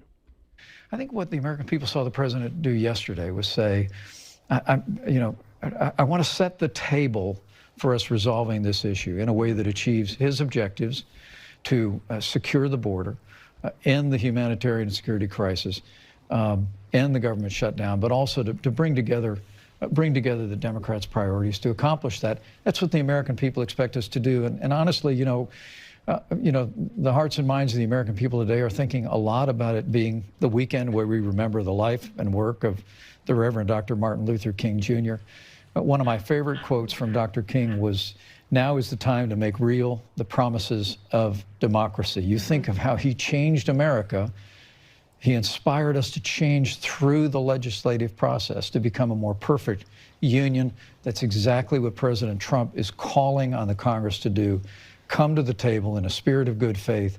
We'll secure our border, we'll reopen the government, and we'll move our nation forward, as the president said yesterday, to even a broader discussion about immigration reform in the Build that wall. You got to build that wall. Lock her up. We build that wall. Now look, both sides want border security. Mexico will pay. Mexico's going to pay by the new negotiated NAFTA agreement. Meanwhile, let's have the boys from the NCAA and give them some burgers. That is. Oh my God, we got Papa John's. How do you say that? Like, how are you capable? Well, you talk about a bad guy. How are you capable of articulating that and not feeling like, oh my God, I'm so despicable that it's hard for me to not at least smile? Like, how do you not even break? How do you crack it? You're off for DACA, but the Democrats are taking this like a joke. He's on a holy mission. Nancy Pelosi, more like Nancy MS-13, them borders. Am I right, folks? Collusions and illusions. Well, that's how right-wing Mandela was born, more or less. Like when Rick Santorum compared the fight against Obamacare to the struggle against apartheid.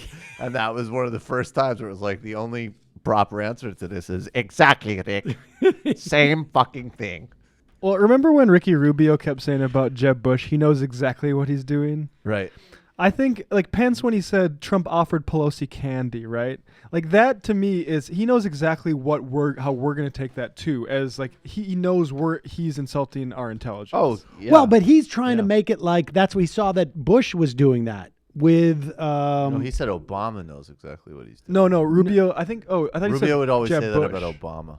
Oh, he also said about Jeb. But George W. Bush keeps giving candy to Michelle Obama in public as some way of showing like we can bridge the partisan divide. And that's why Pence did it. Like, everybody talks about Iraq, but no one wants to talk about Skittles. Yeah, you were right. It was Obama. Regardless.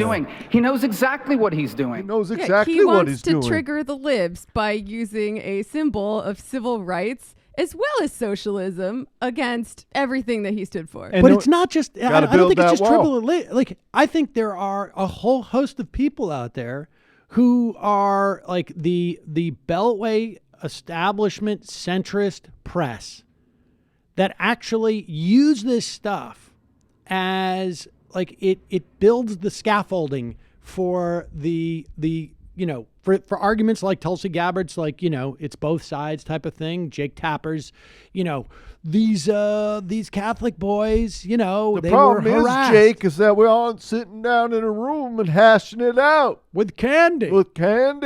Yeah, I'm saying I think By the way, what's up, Candy? It's Ben Carson's wife. A little bit of an alpha move right Nathan there. Phillips. Yeah. All right, speaking of like which, let's just hear Philip this Randolph last said, we need tighter border security. The nuclear negroid. Sam, last week one of your callers maligned the delicious traditional Indian dish known as butter chicken by suggesting it's not authentic. As a proud enthusiast of accessible Asian food, I'm tired of being shamed for ordering dishes like this.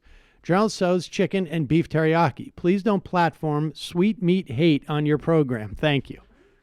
Wow. Jonathan Armstead, can you give me some inside dirt on being an MSNBC contributor? I had the TV on the background this weekend, and a certain contributor I won't name appeared on 3 different shows in 4 hours. How does that happen? Do you guys get your own offices and hang out during the day practicing your take and waiting to get called into the big game like a baseball pitcher?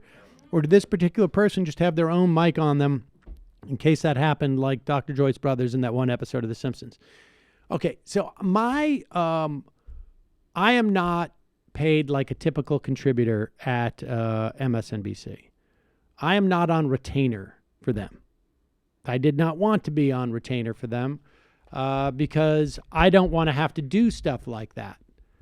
I want to be able to choose which shows I go on and when. But there are people who are on retainer and they have to do a certain number of appearances a week. And they get called in, and particularly on Dayside, the producers see they're going to be in and around, and they book them on subsequent shows. That's basically it.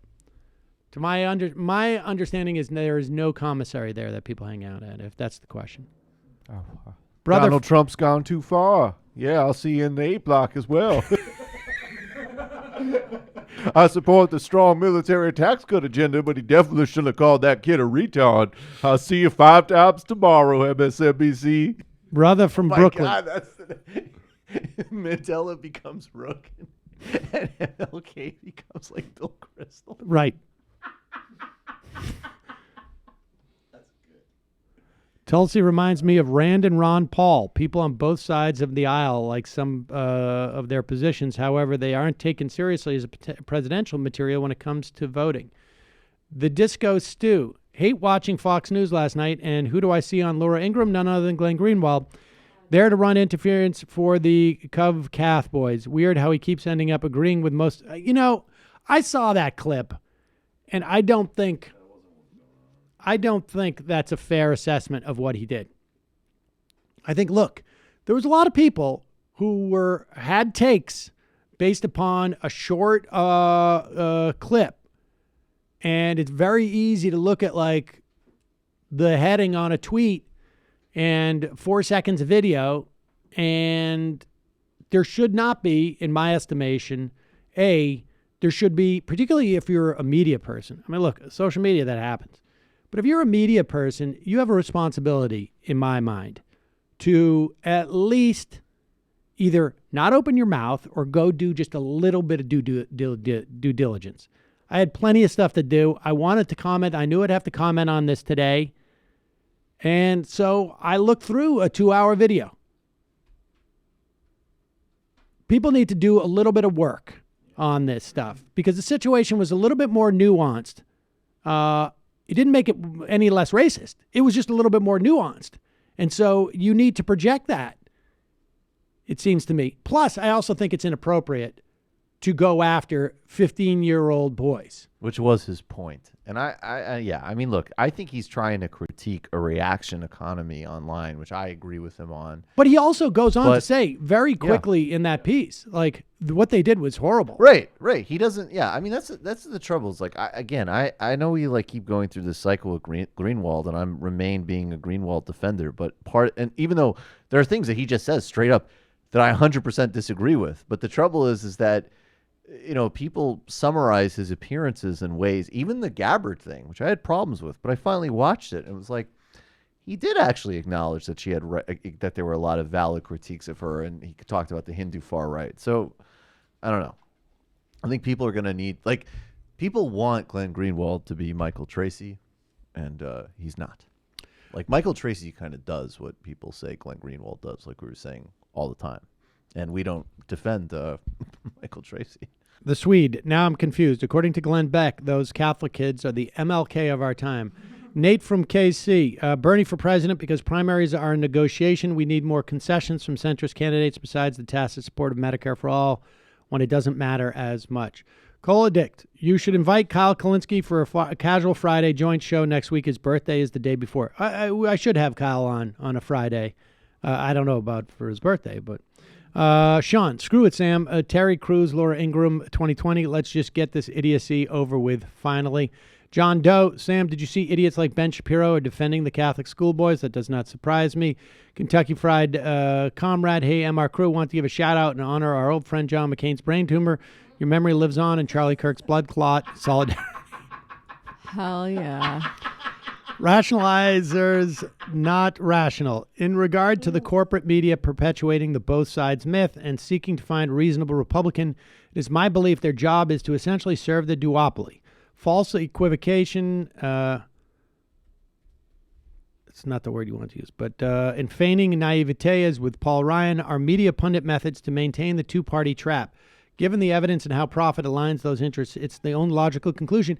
I don't think it's that complicated, frankly. I think it's more complicated. I think it's just. I don't think that there is a vested interest in maintaining the two-party duopoly. I think it's just like their job is easier if they don't have to assess the reality of the situation. And frankly, that's what. Like I say, I was talking to somebody about it this weekend. I mean, that's what happened with the Cernovich thing. The media outlet that I work for did not bother to assess the reality of my comment, right? Like, they had all of this evidence, 14 years of appearances on the network, literally thousands of episodes of me talking for hours, some public writing, 9 years of tweets, a lot of people who would substantiate that I did not want that I was not in earnest and serious about choosing who I would want to rape my daughter. Plus, they also have a multi-million-dollar infrastructure to determine the truth of things. And yet, they did not want to make a determination of the truth. It is the exact same dynamic. They want to make it like their job is not to find the truth, but simply to report what's out there. And they are afraid if the truth in any way supports one perspective more than the other, that they will not be achieving their goal. And and their goal is probably just more of a function of money. That they're afraid their market share is going to contract if they commit. I felt a lot of pride in supporting George W. Bush. And when he responded after September 11th, we were one nation.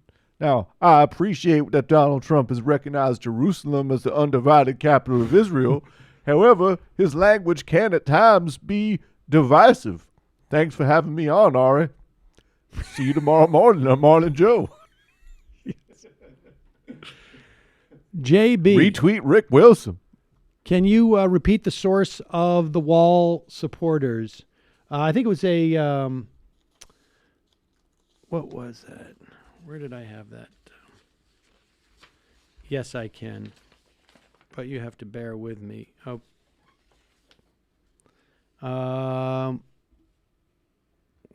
see. I can't find, 11.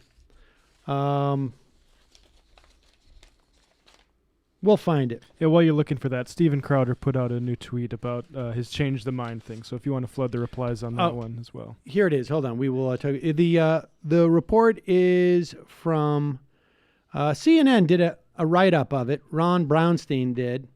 The report is from the Public Religion Research Institute.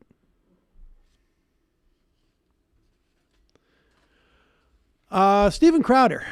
Build the wall. Change my mind. Real Donald Trump is right about this one. Looks like he's feeling better about it. There's a new Change My Mind video coming. Oh, that's good. There's a new Change My Mind video coming about it. So I would be really willing to try and change your mind. But I see that you're out there with a tent somewhere. I don't know where that is. He's well enough to go outside. Oh, well, he's back. Oh, did you guys watch that Owen Benjamin thing I sent you? Oh, no, I was going to. I'll watch it tonight. Oh, guys. Yeah, people apparently. I mean, if you want to, I thought I had company this week. Because I said to the caller I'm last not saying week, that like, we I would don't necessarily think we really play gotta it. shift through this. No. I'm not saying that you should play it, Yeah. but you should watch it. It is a compilation of apparently a live stream he did. And was drinking, and he's been thrown from the Crowder, the good ship Crowder. It's unclear to me if he thinks that the moon landing is fake, but he reminds me of a friend I used to have who, would joke about things, and then at one point, actually, it turned out he believed them, and just because you talk about it enough, I don't know. Funk Master Cook. Sam, there's a guy I work with who thinks that men are more oppressed than women and wants to debate. Side note, he loves Sam Harris and Jordan Peterson. Oh, I would love him to call in. Just tell me his area code. Speaking of which, calling from a 929 area code. Who's this? Where are you calling from? Hey, this is Alexander from Brooklyn. Alexander from Brooklyn. What is on your mind? Yeah, I'm calling about the charity stream for the trans charity Mermaids UK that took place last Friday. Okay, is this on the Twitchy thing?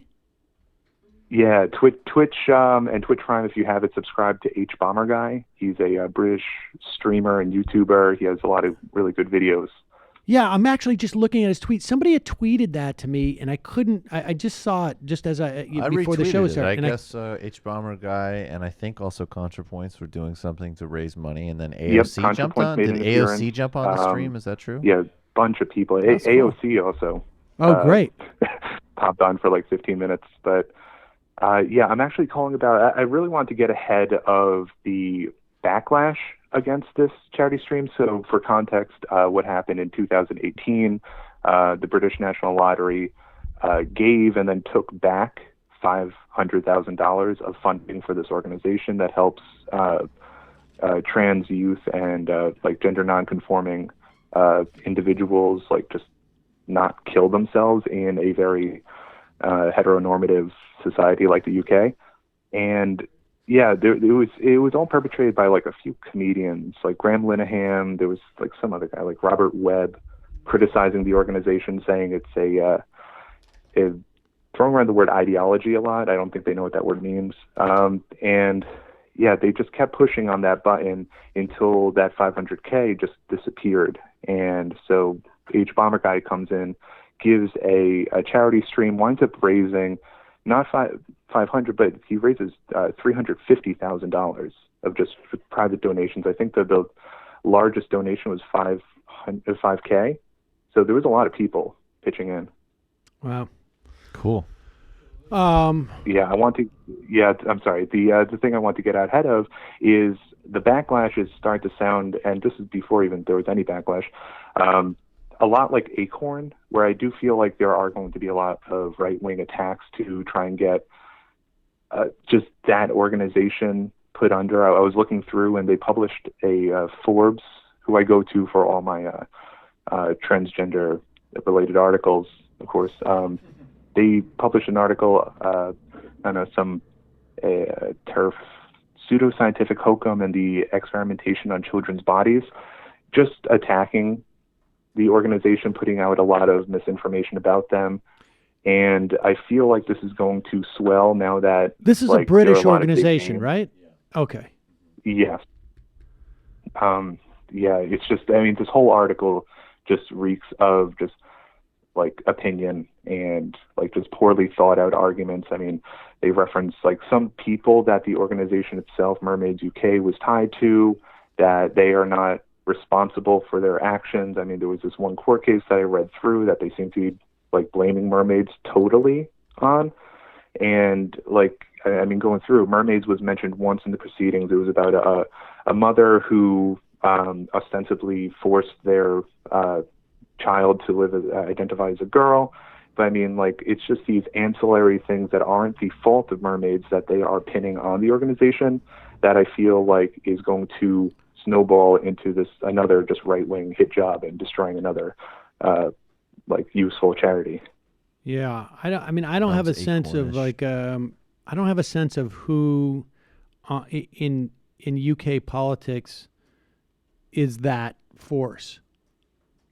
Do you know what I mean? Mm-hmm. Who on the right? Like what? You mean in terms of media? Yeah, is it like Breitbart? Well, I mean, they don't need. I think the anti-trans stuff is more central to British politics than American. And I also would say that an editorial in the UK business, in the UK press too, like they have tabloids. I mean, I know obviously America has a very robust, horrifying right-wing press, but they have places like the Daily Mail that are like, you know, a mainstream tabloid that are literally like historically brown shirt publications. So I don't know if they need to even have the same type of infrastructure to launder it like that. You know, they can just do it more straight up there. Well, so from your perspective, what's the best way to be supportive of the organization? Is 100% just go through what they published in the past about this organization, look up what, I mean, there's so much nuance here that they would just make some like normative claim saying, oh, they're associated with this. There's this really actually funny thing that I pulled up, a citation in their article about someone who they like pitched Dr. Weberly. She works with transgender youth, and at some point they state that she was discredited for like offering like drugs to minors, and they post a link saying that, oh, she's still like advertising on their site, still like trying to get their using their platform, and their link goes to the Wayback Machine. It doesn't go to the actual Mermaids UK site. It goes to a cache of the site before they actually removed her. Interesting. And so it's just a lot of like really like shifty politics. And yeah, I don't know. There's just I just want to like conclude with that. Like, I mean, it's very important what H Bomber Guy did, and more people should like visit his stream if he's doing any more charity drives. But also just like keep informed. Just know how to punch back when the right like comes at these organizations, because it is public perception that they live on. Like what will ultimately kill them is the public turning against them. Yeah, I don't know, and it's a good day for gamers. Like just want to say right wing Mandela and MLK, they were gamers, and we're really coming out of I was a gamer when you could kill a fucking stripper. Not all gamers. Now the whole thing is ruined. This is some good news. The LA Teachers Union has reached a settlement to end their 6-day strike. We don't know the details yet of what they have settled on, but much of this was about shaking money loose from the state. You have a completely blue state. Almost a totally blue state at this point, whose dollar per student spending is somewhere in the middle of the country. Probably around 20 or 25 or something like that. And they should be like at 1 or 2. I prefer New York to be 1, of course. But they should be at the top in terms of dollar per student spending. And charters, of course, are cutting into that. That's Cory Booker. Like, I don't know what he's thinking about, but this is akin. Cory Booker going down to New Orleans and celebrating the complete chartification of the New Orleans public school system is, aside from it being reprehensible in terms of the public policy involved in this, this is like akin to Hillary Clinton insisting on doing Goldman Sachs speeches in the wake of the financial crisis. In fact, in some ways, it's worse. And I'll tell you why. Because there was nothing in those speeches that was anything other than her going and getting money from Pablum. And Pablum. And at the very least, she spoke about the problematic aspects of Wall Street. I don't know what her reforms would have been. She didn't do so well with the bankruptcy bill, but it's a different era, and there was room to change. But here's a guy who has been in the pocket of private equity and their push for charter schools across the country and continues to do so when he's made all these, like, this is a guy. That was the point I was going to say. Like, he's shown, okay, like he voted the wrong way on drug imports. He flipped on that fast. He's even sort of tried to modify slightly his line on Middle East stuff by supporting the Iran deal. But you even go back to 2012. I mean, he undermined Obama's reelect campaign because they were running these incredible anti-Bain Romney ads, and he said that they made him sick to his stomach when he saw those ads. That's undermining Obama's reelect. Yeah. So I just think that this shows you, and I think we have to frankly measure this with all of the corporate candidates who are rebranding themselves. What is their breaking point in terms of like where they'll actually pivot? And it's clear. It's like charter schools are how he started his career, and they're not going anywhere. Private equity. And this is private equity. This is through about private charters, equity. But I'm saying that was the thing that he did to run against the city of He Newark. would never come back out and say, never come back out and say that it's wrong to attack the private equity vulture capitalism of Mitt Romney. I don't think he'd be dumb enough to say that now. No, he wouldn't be dumb enough to say that now. But the thing is, he's not dumb. And so that's what is so important here. This isn't just a mess up. This is like, I'm determined to go all in on the charter thing. Maybe because he also recognizes there's no way you can get out of it. And I think it's interesting, like when he got his start, I looked into this again recently, right? Like he ran against, I guess what you would call like a machine in Newark. Oh, a one-guy machine who was incredibly Sharp corrupt. James. There was corruption issues. There's all sorts of stuff. Oh, but my at God, the same so time, but it is interesting to me that after he comes in there and does all this stuff with private equity and charter schools and demonizing teachers unions and then a whole Facebook thing, which Chris Christie was involved in, you know, the mayor of Newark now is the son of Amiri Baraka and a teachers union activist. So like that legacy did not work well in Newark. No. I kind of want to anticipate a lot of the arguments that are going to come out from like woke neoliberals or whatever about why Cory Booker or Kamala Harris is the best candidate for president and representation, blah, blah, blah. If you support charter schools in New Orleans in this day and age, after everything that's come out about them, you support white supremacy, full stop. I mean, the reality is that there are a decent number of people in the black community who see charter schools as their only opportunity to get a decent education. And in some instances, in this moment, that may be the case.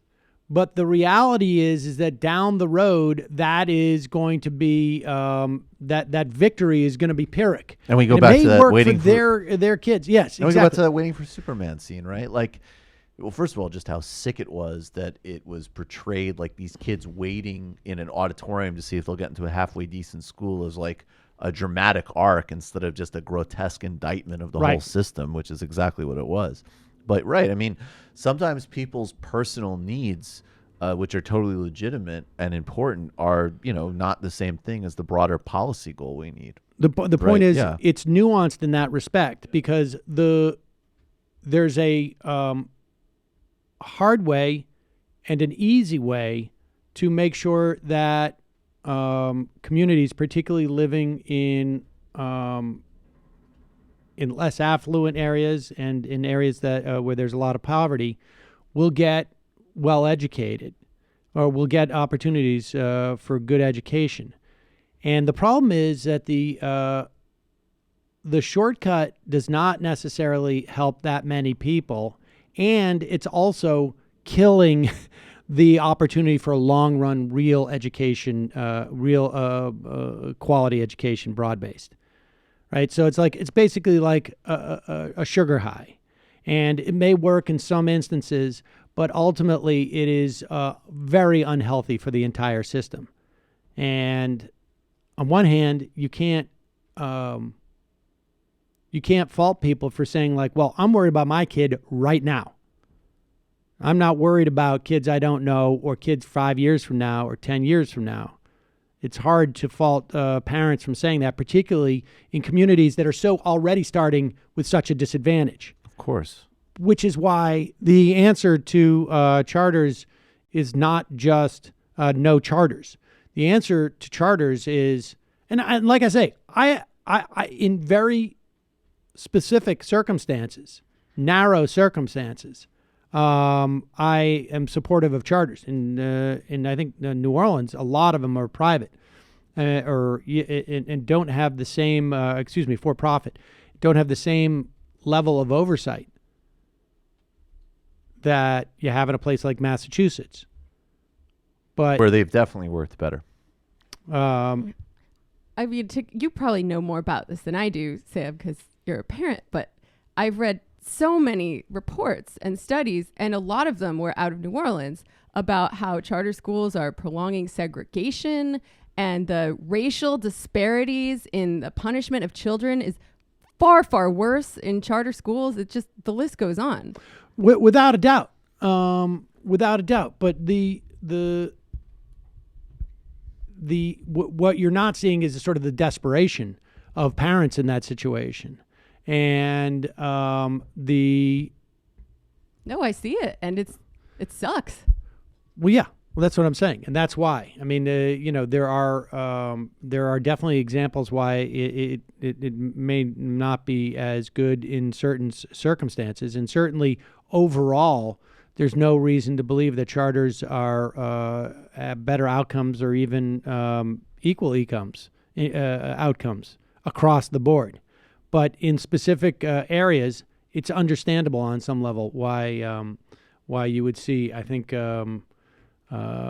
people seeing that that's the only opportunity because they've lived through generations. Hello, this is Barbara Bush. Of lack of response. Turned out very good for them. The charter schools were good for them. I don't think anyone thinks they're doing the wrong thing for their kid. I'm mainly addressing like Cory Booker and people who should know better. Well, exactly. Yes. Cory Booker is, again, it's like, I think that it's just a calculation that this is where I'm going to get my money. It's his money and it's his whole career. It's one thing to pivot on a few issues and go in a better direction, but his whole, I mean, he's not even from Newark. I mean, he literally set up shop in Newark and got, funded by private equity to run a charter school campaign. Saved a dog from fire. Yeah, that is his whole political career. Calling from a 773 area code. Who's this? Where are you calling from? This be the caller formerly known as Uchi Wally. The caller formerly is Uchi Wally. What are you going by now? Yeah. Uchi Wally Part 2. I don't know. I need to come up with a new nom de guerre. Still Uchi Wally. I need a new one. Yeah, I know. First of all, I just want to mention in passing that all the Bitcoin enthusiasts have stopped calling in the show. And my guess is because it's down from $18,000 to $3,500 now. I will tell you, I bought at $34.99. That's when I bought it. Oh, you're up then. You're kick ass. Yeah. Also mention really quickly, Cory Booker. For most people don't know, none of the exchanges, none of the big financial exchanges are actually in New York. They're almost all. Well, the three big ones are in New Jersey, and I think that the money that causes to flow into New Jersey perhaps influences Cory Booker in various ways. Yes. And lastly, before I get to my main point, you're at 422 likes on YouTube right now, with about 4,500 people watching. If this was Ben Shapiro or Jordan Peterson, that number would be a lot higher, and the content would be a lot stupider. Oh, well, thank you. I appreciate that. That's a very sweet thing to say. All right. Well, I mean, your audience needs to step up the game and match the enthusiasm they show for the channel with the quality they're getting when they watch. We just don't belong to the same type of network that has that much cash flowing through, or I would have ads blasting on every single channel across the board, and I would have a publicist. Well, it's not your viewership. I mean, you got 4,500 people watching. You got 10% of them. Oh, it just spiked up. There you go, folks. Boom. Good job. Way to keep it positive. Okay, so talking about the job discrimination, I was just working for back in Chicago. I was working in applying for a financial firm that paid like $75 an hour, and while I was applying for the job, it was apparent that they liked what they saw and I was going to get the job. But the guy that was doing the hiring tells me, he says, it's unfortunate, I didn't get a single resume for this job from a woman, with a woman's name on it. And that's really stuck with me over the years, is that, this job sitting in a computer, just typing away on the keyboard, not hard labor, $75 an hour, is something that I think a lot of women that are qualified for. And sexism was so effective that it excluded all women from getting to that point where they could finally, hit the top of the IT ladder. Right. And then I hear these idiots talking about the fact that there's no male privilege and that, it's the real sexism against men. Even as a black man, I got to realize is that I'm better off being a male than that's a huge advantage, even if you're black. I've had jobs where I've gone in and they're not hiring any black people. I walk through the office, absolutely everybody's white. I don't get a job offer for various BS reasons, but it's even more effective limiter on a woman's career. The glass ceiling's there, and I just don't understand the blindness that causes people to pretend like it's not there. I mean, as a matter of fact, it's a misnomer to call it a glass ceiling because you can see it. It's very visible. Right. I mean, so the idea is that there's, sort of the job. The applications that come in is downstream from all the other things that have already prevented women from entering that profession. Exactly. You don't even get to the point where you submit your resume. We've seen this in other professions, and the fact that it has changed is proof of that dynamic, right? In the law, it used to be, you used to see law schools didn't even admit women. Going back 60 some odd years now, 70 years. But now I think you see far more women attorneys. I think you may even see law schools, I'm not sure about this, putting out more female graduates than male graduates. I'm not 100% sure about that. But certainly in like STEM, there's, from an early age, I think kids, girls are in some way driven away from some of those professions. I mean, not so much in my, personal experience. My kid's going to school in Brooklyn, so, but broadly speaking, I think. Okay, but before you let me go, I just want to respond to the chat room real quick. I'm not hung up on the likes. The only reason I ever mention it, like the last 2 or 3 times I've called in, is just because of the fact that it's important to get the word out. I think you're doing good content. And if people click on like, it'll, I mean, people are doing this with Jordan Peterson and Ben Shapiro and Sam Harris and all that crap. That's one reason why it's so big on YouTube. And I think it's a small thing that the audience can do to help you get your word out. But finally, I'd like to challenge you myself to a debate, by the way.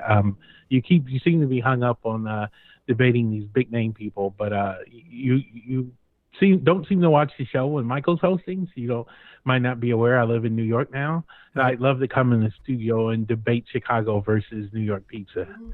Oh, really? I mean, yeah. How would one debate that? I don't know. Have you not had New York pizza? Can you bring Lou Malnati's? I live in Hell's Kitchen now, dude. Well, I know, but I'm saying I'm no longer a Chicago resident. All right, my point is that I'm certainly willing to do a taste test, and if you can bring me a piece of that doughy stuff that you call pizza from Chicago that you think is tasting better, I will eat it and see which one I like better. But I don't know what to debate about. I mean, it's pretty clear. Uchiwali's a great guy, very smart. He Yeah. has terrible takes often. That's part of the paradox of who he is. Well, part of it, I mean, look, there's a reason why they call it Second City. Good day, sir. Ooh. Good day. And I say this is a guy from Massachusetts. So. I tried Dude, the pizza. Patucci's is better. It's sweet. You know, the problem is in Worcester, where I grew up, it was all Greek pizza. It was Greek. Right. I tried the pizza in Chicago when I was there. Not great. And? I was hungry. I ate it. Yeah, no, I would definitely eat it if I was hungry. I didn't even have Chicago. I got pizza Lou when I was in Malnati's sausage Chicago. pizza, and it is delicious. I didn't even have it. I don't care. Calling from a 510 area code. Who's this? Where are you calling from? Sam, it's Cole James Cash. How you living, Sam? I'm living fairly well, I would say. Thank you.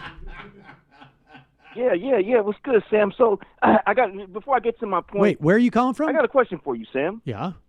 I'm calling from Silicon Valley. Okay. Sam, how many pundits must get dissed? How many damn mics you got to rip until these inconsiderate, illegitimate right-wing pundits quit talking their shit, Sam? How many times you got to do it to them? I don't think there's a number, actually. I think it's one that you can't calculate. I think it goes on. Exactly, man. Right. Infinity. I mean, like I said, let me tell you something, Sam. Let me tell you something. Dave Rubin might be an atheist, but he thank Christ every morning he ain't got to see you, man. That's on everything. Well, that's true. You know it. That's true. The other day I saw Dave promoting a show he was doing in L.A., a stand-up show, and he said, "Come out." And I almost retweeted it. You know what? I think I will. And then I just occurred to me Davey. I think I could cause such an enormous amount of anxiety I think in you his get life. the whole show canceled. I honestly, if I said oh, L.A., I can make that one. Oh, great. I'll be there. Yeah. Yeah. I think it would create a certain amount of anxiety, and just the idea that he would go into that show with just even just a modicum of anxiety that I could produce, I feel like would be fun. How many people in the audience have been thinking about shooting up a Pilates studio?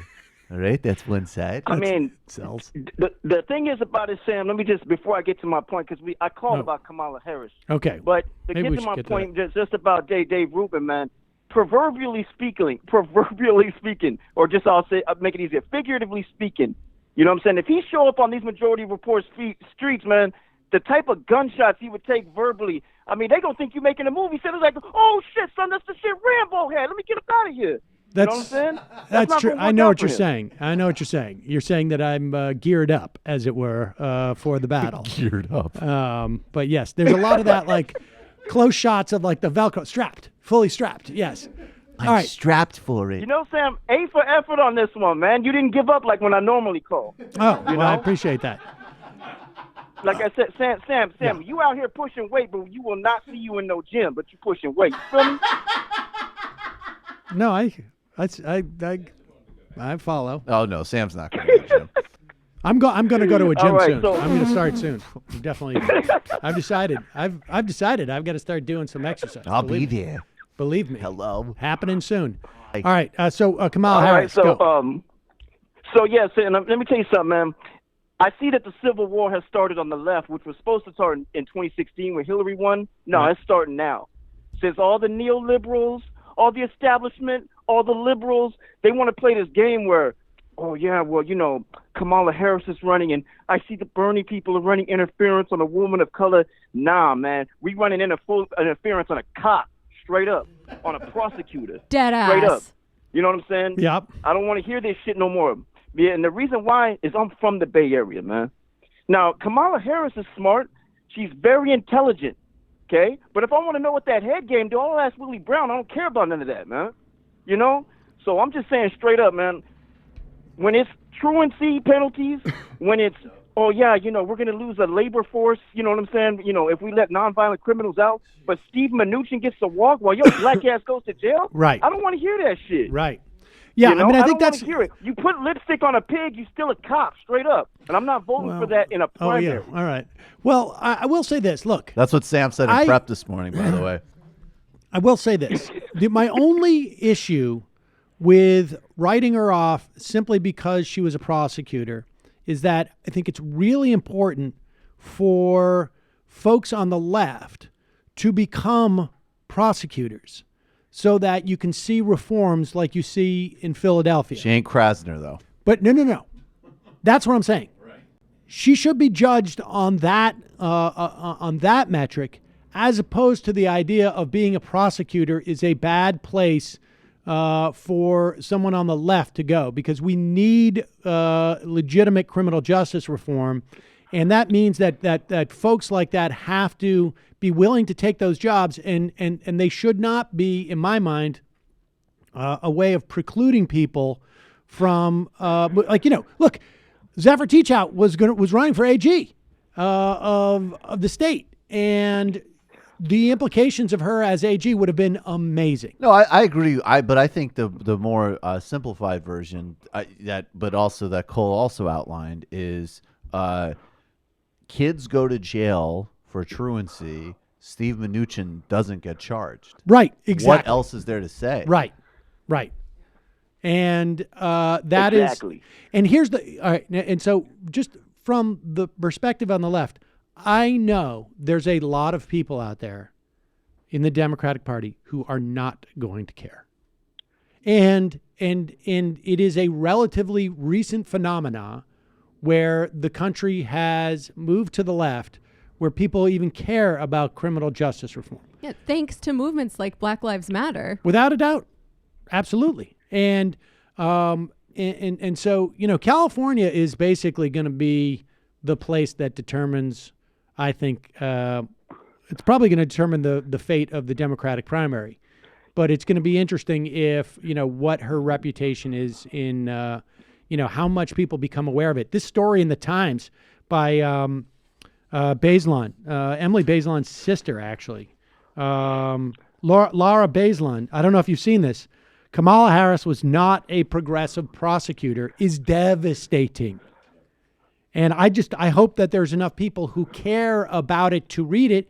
People can make their decisions. Do you want somebody who is willing to hide, a prosecutor who's willing to hide and sit on exculpatory evidence that sends an innocent person to jail for the better part of their life? It's a win. It's a win-loss because of their thing. political. I think that's very problematic. Her political ambitions, and I think, I just want to say in general, I think that, like, my opinion, if I just sort of like in the horse race aspect of this, she's definitely the best probably of the centrist candidates. I think she's very talented. I think she's smart. I think people like her. And I think that there's no doubt that people are going to use all sorts of, diversions from her record. And so people should stay polite and stay clear and acknowledge the positives where they're obvious and focus like a laser beam in all the ways in which she not only has a really problematic record, she also doesn't have, I think, the real answers and robustness to get us out of our predicament in the long term either. Appreciate the call. I mean, they're going to try all of it. Like, it's horrifying to think about, but I really think she's going to be the one that the centrists unify behind, and they're going to try all of the disingenuous identity politics that they did with Hillary and then some, But people, I hope and I think people are going to remember, everything I said about if you support charters in New Orleans, you support white supremacy, that goes times 10 with the criminal justice policies that she's pursued. Yeah, and but I just don't know. It'll be interesting to see if it resonates with. And I think there's a lot of people. I wouldn't call them necessarily centrists who, need to be educated on that. I mean, there's some things that she's done as good, but for me, it is this dynamic of being in a position where your job is to hold people to account and not holding the powerful people to account. Who can forget that moment when Ana Navarro was on whatever show it was, some CNN show, Jake Tapper, and Ana Navarro, who was a Republican operative for years, who brought us the modern Republican Party in many respects, talks about another stalwart of the Republican Party, of the conservative movement, one of the architects of the disaster that we're living in, who just happened to end up on the wrong side of an industry fight within the same industry, and that is the conservatives. Remember what she says here. I hope that Democrats think about themselves falling in love and somebody that can get their juices flowing and their love tank filled, but can also appeal to people like Bill Kristol and Ana Navarro. Now, I get very worried at the prospect of Democrats appealing to someone, particularly like a Bill Kristol, who I think is exactly he's a war criminal. He's a war criminal cheerleader, but war his criminal advisor and architect. And the conservatism we see today is incredibly toxic, and it comes from this. Make no mistake. Donald Trump is not sui generis. He is a function of what was built by these people. And then I see something like this, and I don't think this should be a disqualifying for any candidate that they have the wrong supporters, but it makes me a little bit concerned. Ana Navarro tweeting out, "I've met Kamala Harris. She's relatable, comfortable in her skin, smart, tough, and hard to put in a niche. She's serious but laughs easily." Important quality in a policymaker. So far, this sounds like my Bumble profile. Well, she did. This is about the love tank. Yes. Oh, yeah. She's to my left on some issues. Some D's tell me she's not left enough. She pretty much destroys. This is, I find, wildly offensive, frankly.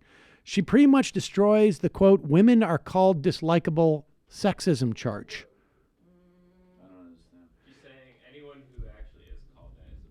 Yeah, I mean that's what she's saying. She's saying She's saying she's the exception that then proves the rule. She is an exception to the "women are called dislikable" sexism charge. I know that we're all having a big socialist love fest here, but it do you might be hear good what to she's think saying? about. She's leveraging Kamala Harris to say there's no misogyny. Because people are going to like her even though she's a woman. So those women who are disliked are not subject to misogyny. Now, I also think she's wrong. But I think it's also sort of, highly offensive. But you should think about who will get our love tanks filled, not just your own. And make no mistake about it, the same Republican Party and conservative movement that Ana Navarro and Bill Kristol was from. I remember that time when Bill Kristol condemned John Boehner for not telling members of his caucus, don't bring up birther legislation. And I remember that because it was all made up in a dream that I had and a thing I was going to say. Well, your dream life sounds pretty divisive. Meantime, Jacob Wohl, who's this guy again? He's from the... I had never heard of him. No. He's some far-right guy. Oh, yeah. He had the conference in D.C. about the person who was going to come out with the Mueller. Yeah. Right. Kamala Harris. He's the intelligence. Here it is. Kamala Harris, not eligible to be president. Her father arrived from Jamaica in 1961. Her mother from India in 1960. Neither parent was a legal resident for 5 years prior to Harris's birth, a requirement for naturalization. She was raised in Canada. That's not true, is it? You don't have to be a legal resident for 5 years. You are born what is he talking in the about? United States. You are, there's a thing that they're talking about stripping away. It's called birthright citizenship. Well, I understand. There's nothing complex about it. But it's not based upon laws in the past. You can't go retroactively. No, she's going to change the Constitution. No, if you were born here, you are eligible to run for president. I like how they went from, like, with Obama, let's make up just like a full, like, racist lie, paranoid parallel reality, and now this is just like we're going to amend the Constitution. Just wrong, just inaccurate, constitutional. Like it's like if the conspiracy theory lie about Obama was true, then technically they would be correct, and now it's just evolved to like, well, I mean, she's just not. Calling from a 215 area code. Who's this? Where are you calling from? Hey, Sam, it's Mindy. How are you? Mindy, how are you? What's going on? I'm good. Sorry I couldn't make it to your thing last week. I know, I gave I was my a little tickets upset. to Jay and Michelle. Well, I saw Jay, but I was a little I upset. did buy them, and I gave them to Jay and Michelle because my daughter got a new puppy, and it was a long story, but we couldn't go because the whole family came in, whatever. Oh, of course. So, but Totally understand. but I Thanks paid for the them. hug. I gave them to Michelle. Okay. What? Thank you for the hug. Okay, so oh, that was from Michelle. Yes. Right. She's cute, isn't she? She's adorable. Anyway, so I tried to call you last week because I know that you want to get under Dave Rubin's skin. Well, right? I'm not. I mean, that's Correct? not my intention, but if that happens, Well, so I figured since all you guys make fun of me with my Twitter account, I would use my Twitter account not to get true. under Dave Rubin's skin. well, I'm glad to hear about So that. I could tweet. You're so awesome. What? That's great. First of all, we do not make fun of your Twitter account, and secondly, I love you. I love you too. I do. I really do, Michael. So listen, I think what we should do is somebody should DM me a tweet to send to Dave Rubin, and then everybody that watches your show should retweet it, and we could annoy him because I have a lot of followers, and everybody will annoy the shit out of him. All right. You like that? Yeah, I will. Yeah, give me a little time. We need to have the right moment. Yes, you need to time it correctly, but I think the concept is very sound. Yeah. Right. So get the right moment, and then somebody from from whatever account, DM me and tell me what to do, and I will do it right away, and we can get them annoyed. That's awesome. I can't wait. Can't wait to tell my grandkids what I did back in the day. Well, no. What did you do while Trump was destroying the country, that was Dad? one. Well, there was a guy called Dave Rubin. Number two. Yeah. Wait. Number two. Yeah. There is no. What is this flyover Mindy? What? What does that mean? There was a woman that called. I was watching the feed. Yeah. And she was from the Midwest, and everybody's going, "Oh, it's flyover Mindy. It's Wisconsin Mindy." Oh. It's Because Mindy we from, like, you know, because she's cool as well, and I think that was just that some people said that you had there was some similar. What, are you worried about your brand being diluted? You're telling her Similar to step energy. off? Not in the least. No, No. I No, was it was kind Dee of- from The Wisconsin. only thing I thought she was aggressive, and I liked her, but she was just my age. I felt she was middle aged. That's all. That's what I thought. Okay, forget her. The third thing, Kamala Harris. My girlfriend, the Republican. Boo. Okay. Texted me yesterday morning when Kamala announced that she was so excited that Kamala was running because now she has somebody she can vote for, and that all of her Gets her love juices Republican going. rich asshole friends have somebody that, and she's pretty enough. This was what she said. She's pretty enough, and she looks white enough that she could win. Wow, God. you should put your friend in touch with her campaign team for general election ads. Oh my God. It didn't go well, and I don't know why, as you were speaking, all I could imagine was myself opening the window over there and just sort of jumping out, yeah, like no, that British falling, sketch. more like falling out. It's like yeah, letting yourself, or just like letting the force of Prince gravity in take you. Game of Thrones, just like step up, look out, take another step. It's Bye-bye. weird because I think she's pretty because she doesn't look white. Oh, there you go. Something for everyone. This leads me to the reason why I called you, other than the Dave Rubin thing. Why are these Republicans, like, they're trying to get into our party, and they're trying to pick our candidate, and I don't fucking understand this. Well, like, why I don't wouldn't care you? what Brett Stevens has to say. Well- I don't care what Bill Kristol has to say. I don't give a fuck what Jennifer Rubin has to say.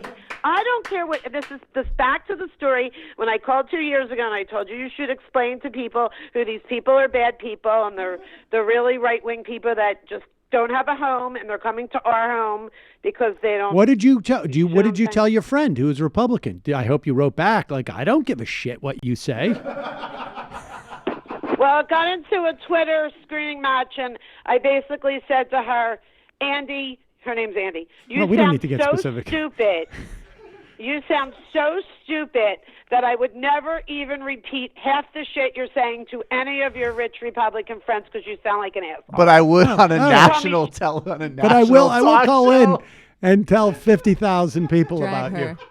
This is what I've been saying all along was going to happen, and everyone looked at me like I was crazy. What's that? These these neoconservative constituencies are going to try to find a home in the Democratic Party. Of course. And we don't want them. I say we like I'm very much a Democrat, but like if you want to realign the party, the tent cannot expand in the right direction. It can only expand in the left direction, aka the best direction. Right. And there's no, the reality is there's no need to go after these people. The numbers are such that it's just not necessary. And the problem is, asterisk. Look, if they want to vote the right way, good for them, but that's it. The problem is, now, I don't think that there's any candidate, for the most part, I'm sure there's some, and there's going to be so many who are going to come in with the same type of baggage that Clinton has. I'm holding in my hand public policy polling. You ready for this, Mindy?